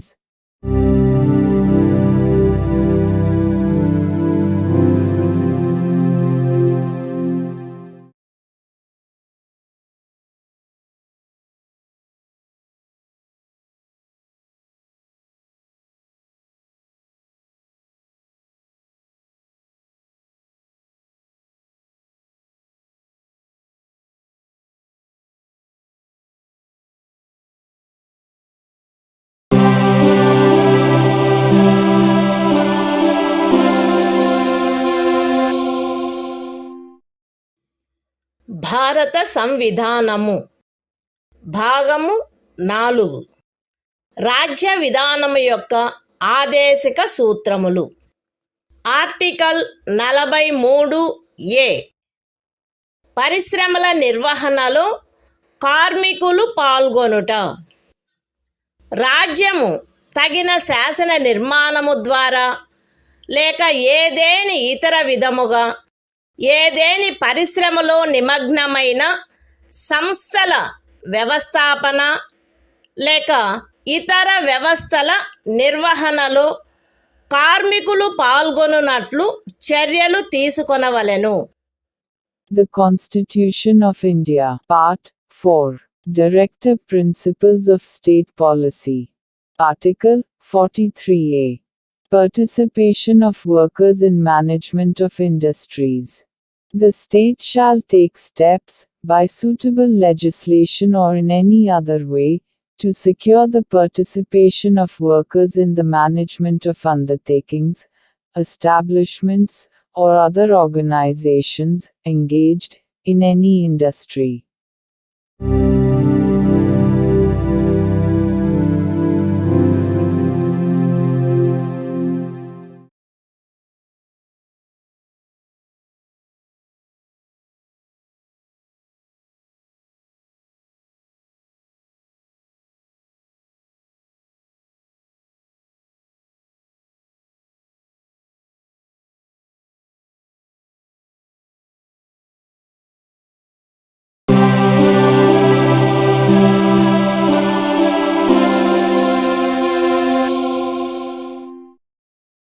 భారత సంవిధానము భాగము 4 రాజ్య విధానము యొక్క ఆదేశక సూత్రములు. Article 43B సహకార సంఘముల ప్రవర్ధనము. రాజ్యము సహకార సంఘములు స్వచ్ఛందముగా రూపొందించుటకు, స్వాయత్తముగా కృత్యములు నిర్వహించుటకు, ప్రజాస్వామ్య నియంత్రణ మరియు వృత్తిపరమై యాజమాన్యమును ప్రోత్సహించుటకు ప్రయత్నించవలెను. The Constitution of India, Part 4, Directive Principles of State Policy. Article 43B. Promotion of cooperative societies. The state shall endeavor to promote voluntary formation, autonomous functioning, democratic control and professional management of cooperative societies.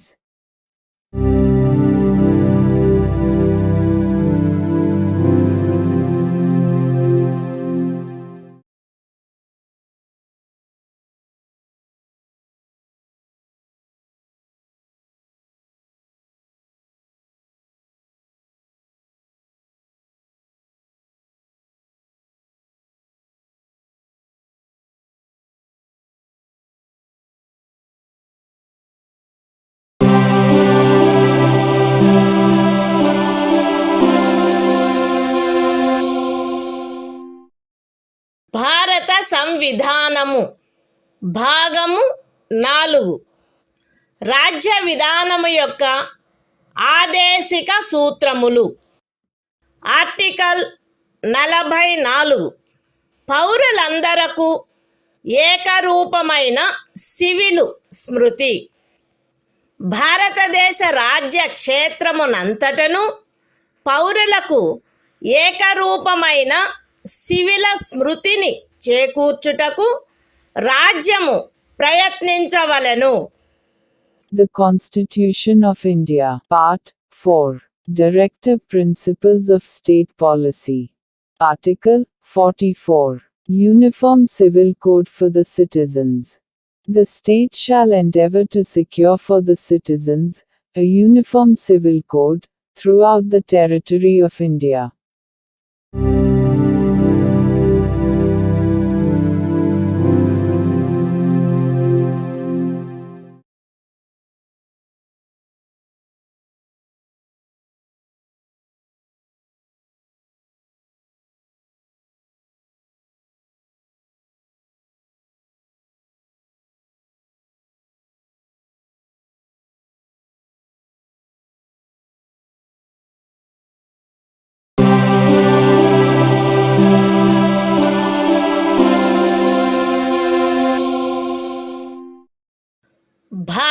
సంవిధానము భాగము 4 రాజ్య విధానము యొక్క ఆదేశిక సూత్రములు.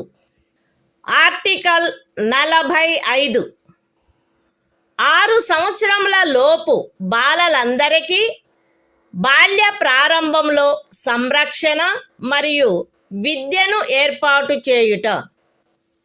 బాలలందరూ వారు 6 సంవత్సరముల వయస్సు పూర్తి చేయునంత వరకు వారికి బాల్య ప్రారంభంలో సంరక్షణ మరియు విద్యను ఏర్పాటు చేయుటకు రాజ్యము ప్రయత్నించవలెను. The Constitution of India, Part 4, Directive Principles of State Policy. Article 45, Provision for Early Childhood Care and Education to Children below the age of 6 years.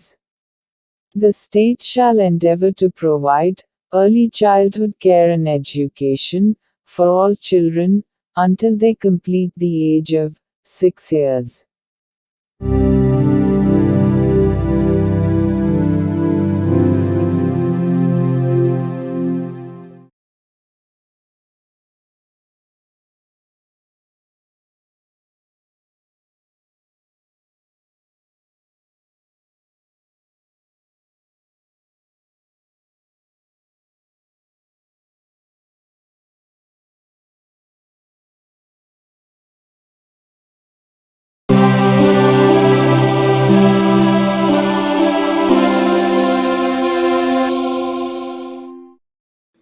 భారత సంవిధానము భాగము 4 రాజ్య విధానము యొక్క ఆదేశిక సూత్రములు.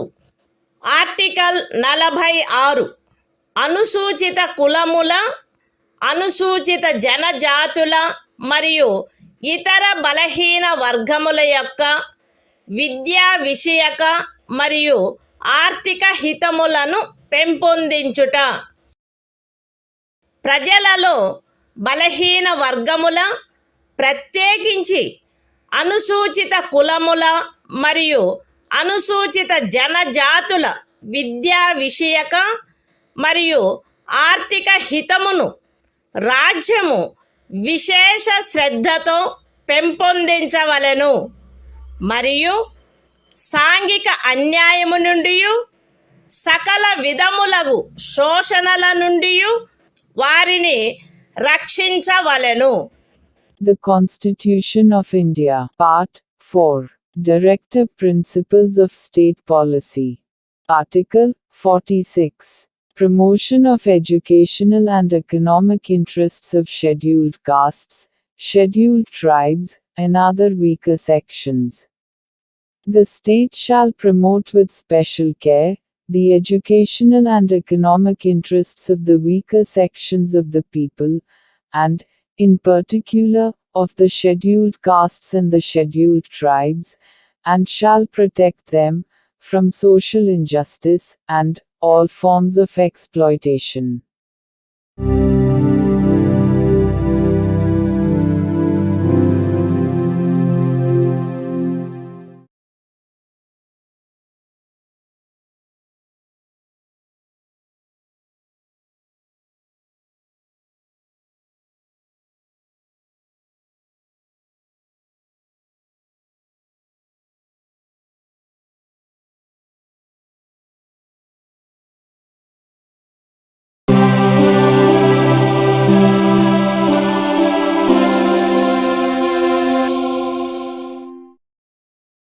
భారత సంవిధానము భాగము 4 రాజ్య విధానము యొక్క ఆదేశిక సూత్రములు.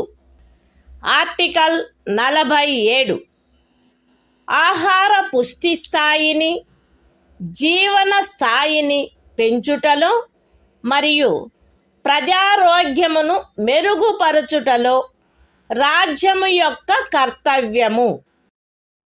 రాజ్యము ప్రజల ఆహార పుష్టి యొక్క స్థాయిని, జీవన స్థాయిని పెంచుట మరియు ప్రజారోగ్యమును మెరుగుపరుచుట తన ప్రాథమిక కర్తవ్యములలోనివిగా పరిగణించవలెను మరియు ప్రత్యేకించి వైద్య ప్రయోజనములకై తప్ప మద్యపానీయములను మరియు ఆరోగ్యమునకు భంగము కలిగించు ఔషధములను సేవించుటను నిషేధించుటకు రాజ్యము ప్రయత్నించవలెను. The Constitution of India, Part 4. Directive Principles of State Policy. Article 47. Duty of the state to raise the level of nutrition and the standard of living, and to improve public health.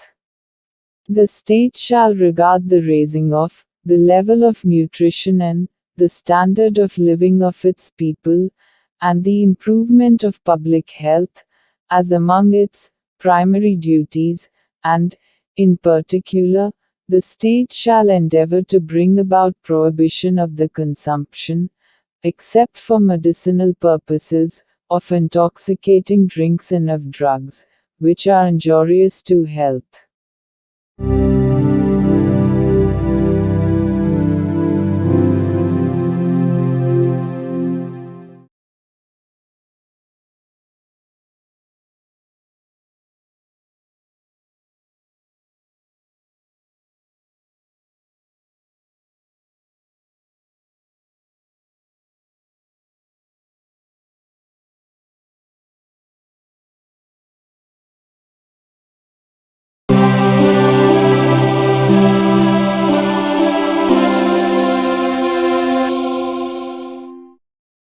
భారత సంవిధానము భాగము 4 రాజ్య విధానము యొక్క ఆదేశిక సూత్రములు. Article 48 వ్యవసాయ మరియు పశు సంవర్ధనము యొక్క వ్యవస్థీకరణ. రాజ్యము ఆధునిక మరియు శాస్త్రీయ పద్ధతులను అనుసరించి వ్యవసాయమును పశు సంవర్ధనమును వ్యవస్థీకరించవలెను మరియు ప్రత్యేకించి ఆవుల, దూడల, ఇతర పాడి పశువుల, భారవాహక పశువుల జాతులను పరిరక్షించి మెరుగుపరచుటకును వాటి వధను నిషేధించుటకును రాజ్యము చర్యలను గైగొనవలెను. The Constitution of India, Part 4. Directive Principles of State Policy. Article 48. Organization of Agriculture and Animal Husbandry. The state shall endeavor to organize agriculture and animal husbandry on modern and scientific lines, and shall, in particular, take steps for preserving and improving the breeds and prohibiting the slaughter of cows and calves and other milch and draft cattle.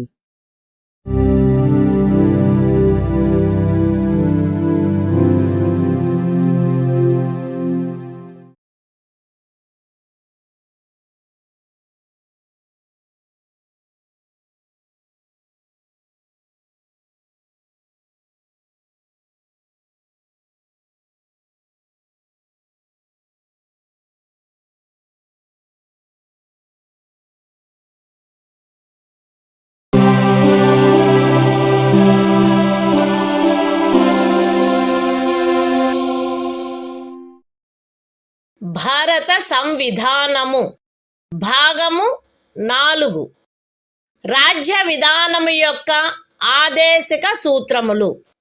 Article 48 ఏ పరిసరముల రక్షణ మరియు అభివృద్ధి మరియు అడవుల వన్యప్రాణుల సంరక్షణ.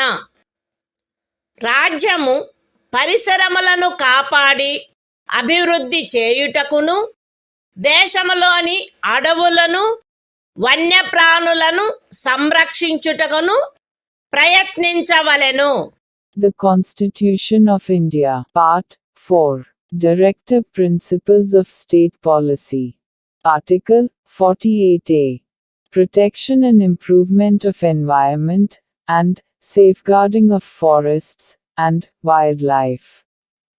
The state shall endeavor to protect and improve the environment, and to safeguard the forests and wildlife of the country.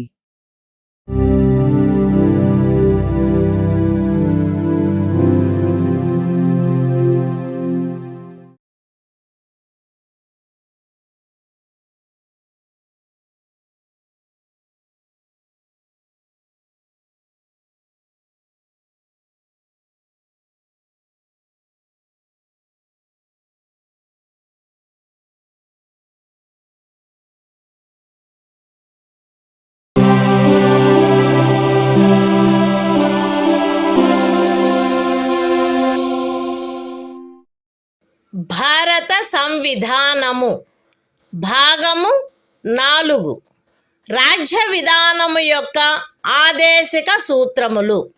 Article 49 జాతీయ ప్రాముఖ్యము గల స్మారక చిహ్నములను రక్షించుట. పార్లమెంటు చేయబడిన శాసనము ద్వారా గాని లేదా దాని క్రింద గాని జాతీయ ప్రాముఖ్యము గలవని ప్రఖ్యానించబడిన కళాత్మక లేక ఐతిహాసిక ప్రయోజనము గల ప్రతి ఒక్క స్మారక చిహ్నమును లేక స్థలమును లేక వస్తువును సందర్భానుసారముగా కొల్లగొట్టుట, విరూపణము, వినాశనము, తొలగింపు, వ్యయనము లేక ఎగుమతి చేయుట నుండి రక్షించుట రాజ్యము యొక్క బాధ్యత అయ్యుండును. The Constitution of India, Part 4, Directive Principles of State Policy. Article 49. Protection of monuments and places and objects of national importance. It shall be the obligation of the state to protect every monument, or place, or object of artistic or historic interest, declared by or under law made by Parliament to be of national importance, from spoliation, disfigurement, destruction, removal, disposal or export, as the case may be.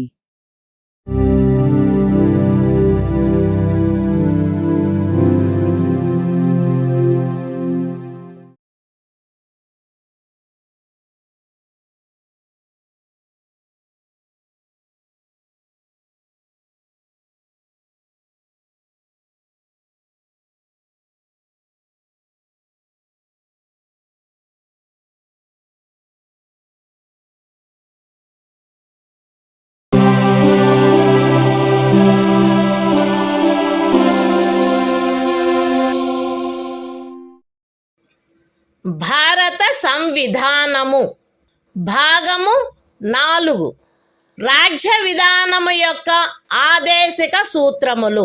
Article 50 న్యాయపాలికను కార్యపాలక వర్గము నుండి వేరుపరుచుట.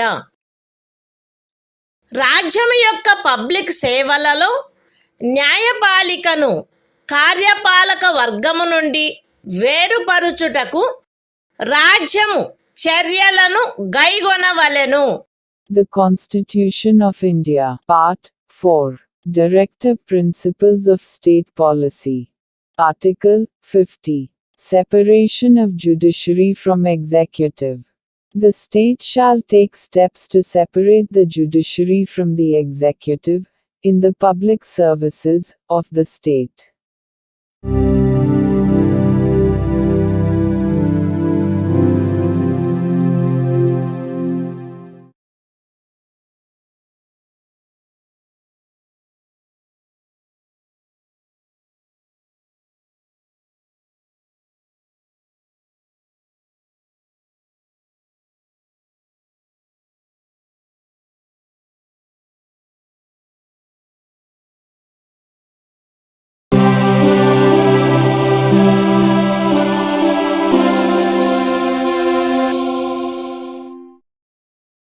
భారత సంవిధానము భాగము 4 రాజ్య విధానము యొక్క ఆదేశిక సూత్రములు. Article 51 అంతర్జాతీయ శాంతి భద్రతలను పెంపొందించుట. రాజ్యము ఈ క్రింది వాటికై ప్రయత్నించవలెను: అంతర్జాతీయ శాంతి భద్రతలను పెంపొందించుట, జాతుల మధ్య న్యాయమైన మరియు గౌరవప్రదమైన సంబంధములను నెలకొల్పుట, సువ్యవస్థిత ప్రజానీకముల పరస్పర వ్యవహారములందు అంతర్జాతీయ శాసనము పట్ల, సంధి బాధ్యతల పట్ల గౌరవమును పెంపొందించుట మరియు అంతర్జాతీయ వివాదముల పరిష్కారము మధ్యవర్తిత్వము ద్వారా జరుగుటను ప్రోత్సహించుట. The Constitution of India, Part 4. Directive Principles of State Policy. Article 51. Promotion of international peace and security. The state shall endeavor to a. Promote international peace and security. b. Maintain just and honorable relations between nations. c. Foster respect for international law and treaty obligations in the dealings of organized peoples with one another.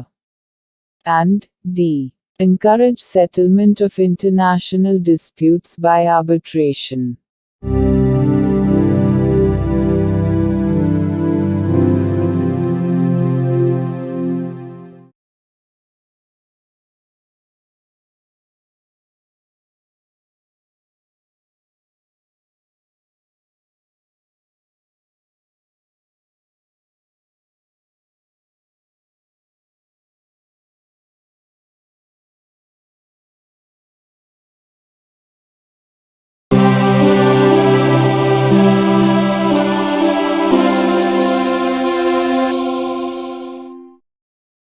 భారత సంవిధానము భాగము 4A మౌలిక కర్తవ్యములు.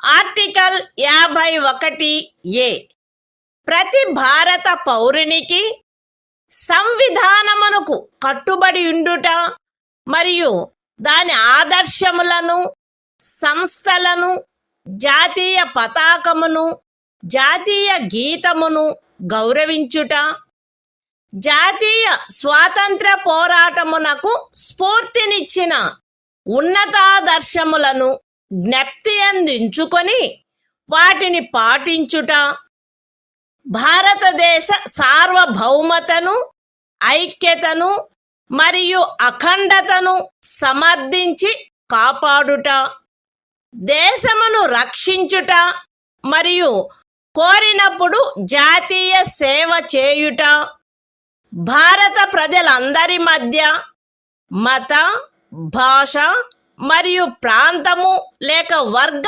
వైవిధ్యముల అధిగమించి సామరస్యమును, సోదర భావమును పెంపొందించుట మరియు స్త్రీల గౌరవమును న్యూనపరుచు ఆచారములను విడనాడుట, మన సమ్మిశ్ర సంస్కృతి యొక్క సుసంపన్న సాంప్రదాయమును గౌరవించి పరిరక్షించుట, అడవులు, సరస్సులు, నదులు మరియు వన్యప్రాణులతో సహా ప్రకృతి సిద్ధమైన పరిసరములను కాపాడి అభివృద్ధి చేయుట మరియు ప్రాణికోటి పట్ల కరుణను కలిగియుండుట, వైజ్ఞానిక దృక్పథమును, మానవతావాదమును, జిజ్ఞాసను మరియు సంస్కరణాశక్తిని పెంపొందించుకొనుట, పబ్లిక్ ఆస్తిని సంరక్షించుట మరియు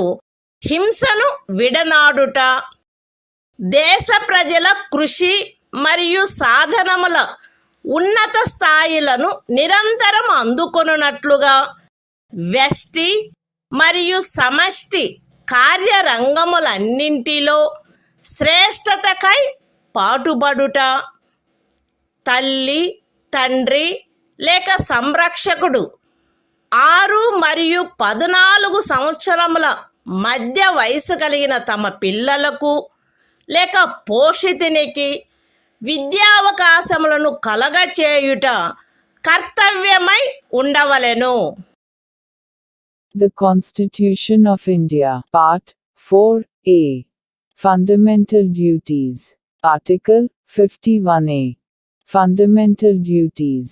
It shall be the duty of every citizen of India to abide by the Constitution and respect its ideals and institutions, the national flag and the national anthem. B. To cherish and follow the noble ideals which inspired our national struggle for freedom. C. To uphold and protect the sovereignty, unity and integrity of India. D. To defend the country and render national service when called upon to do so. A. To promote harmony and the spirit of common brotherhood amongst all the people of India, transcending religious, linguistic and regional, or sectional diversities. To renounce practices derogatory to the dignity of women. F. To value and preserve the rich heritage of our composite culture. G. To protect and improve the natural environment, including forests, lakes, rivers and wildlife, and to have compassion for living creatures. H. To develop the scientific temper, humanism, and the spirit of inquiry and reform. I. To safeguard public property and to abjure violence. J. To strive towards excellence in all spheres of individual and collective activity, so that the nation constantly rises to higher levels of endeavor and achievement. K. Who is a parent or guardian, to provide opportunities for education to his child, or, as the case may be, what between the age of 6 and 14 years.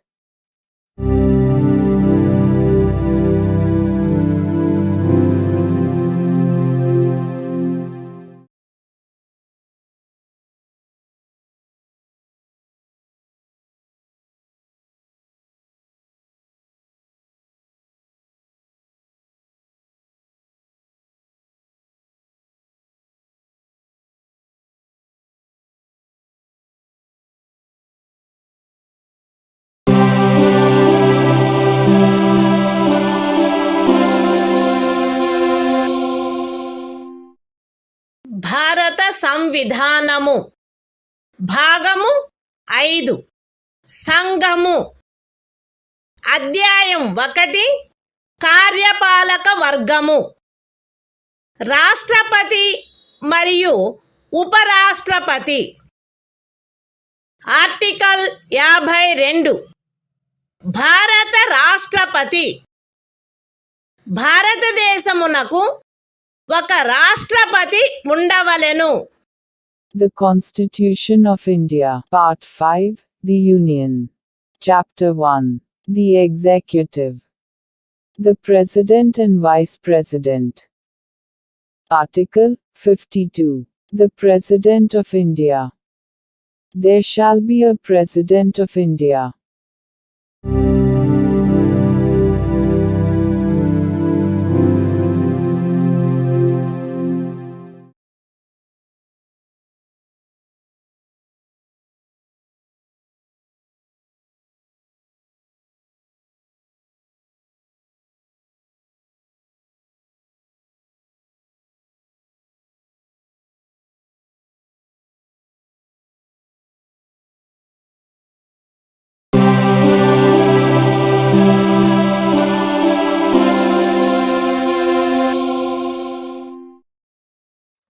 భారత సంవిధానము భాగము 5 సంఘము అధ్యాయము 1 కార్యపాలక వర్గము రాష్ట్రపతి మరియు ఉపరాష్ట్రపతి article 53 సంఘము యొక్క కార్యపాలకాధికారము సంఘము యొక్క కార్యపాలకాధికారము రాష్ట్రపతి యందు నిహితమై ఉండవలెను. ఆయన దానిని స్వయముగా లేక తనకు అధీనస్థులగు అధికారుల ద్వారా ఈ సంవిధానమును అనుసరించి వినియోగించవలెను. పూర్వగామి నిబంధన యొక్క సాధారణతకు భంగము కలగకుండా సంఘము యొక్క రక్షణ బలములపై సర్వాధిపత్యము రాష్ట్రపతి యందు నిహితమై ఉండవలెను మరియు దాని వినియోగము శాసనము ద్వారా క్రమబద్ధము చేయబడవలెను. ఈ అనుచ్ఛేదములోనిదేదియు అస్తిత్వంలోనున్న ఏదేని శాసనము ద్వారా ఏదేని రాజ్య ప్రభుత్వమునకు గాని ఇతర ప్రాధికారికి గాని ప్రదత్తము చేయబడిన ఏవేని కృత్యములను రాష్ట్రపతికి అంతరణ చేయునిదిగా భావింపబడరాదు, లేక రాష్ట్రపతి మినహా ఇతర ప్రాధికారులకు శాసనము ద్వారా కృత్యములను ప్రదత్తము చేయుట నుండి పార్లమెంటును నివారించదు. The Constitution of India, Part 5, The Union. Chapter 1. The Executive. The President and Vice President. Article 53. Executive Power of the Union. 1. The executive power of the Union shall be vested in the President, and shall be exercised by him, either directly, or through officers, subordinate to him, in accordance with this Constitution. 2. Without prejudice to the generality of the foregoing provision, the supreme command of the defense forces of the Union shall be vested in the President, and the exercise thereof shall be regulated by law.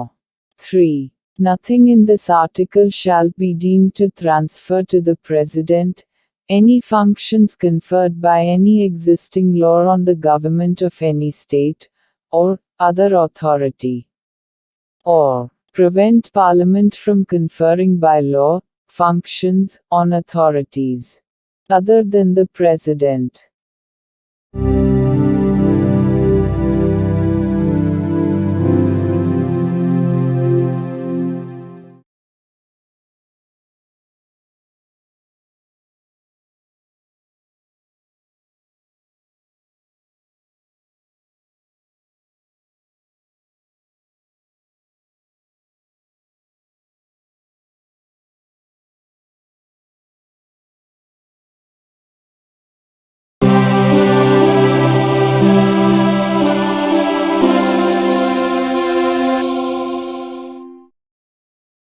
భారత సంవిధానము భాగము 5 సంఘము అధ్యాయము 1 కార్యపాలక వర్గము రాష్ట్రపతి మరియు ఉపరాష్ట్రపతి. Article 54 రాష్ట్రపతి ఎన్నిక. రాష్ట్రపతి ఈ క్రింది వారితో కూడిన నిర్వాచక గణము యొక్క సభ్యులచే ఎన్నుకొనబడవలెను. పార్లమెంటు ఉభయ సదనములోని ఎన్నుకొనబడిన సభ్యులు మరియు రాజ్య శాసన సభలలోని ఎన్నుకొనబడిన సభ్యులు. విశదీకరణ. ఈ అనుచ్ఛేదము మరియు అనుచ్ఛేదము 55లోని రాజ్యము అను పదములో ఢిల్లీ జాతీయ రాజధాని రాజ్యక్షేత్రము మరియు పాండిచ్చేరి సంఘ రాజ్యక్షేత్రము చేరియుండును. The Constitution of India, Part 5, The Union. Chapter 1. The Executive. The President and Vice President. Article 54. Election of President. The President shall be elected by the members of an electoral college, consisting of a. the elected members of both houses of Parliament, and b. the elected members of the legislative assemblies of the states. Explanation. In this article, and in Article 55, State includes the National Capital Territory of Delhi and the Union Territory of Pondicherry.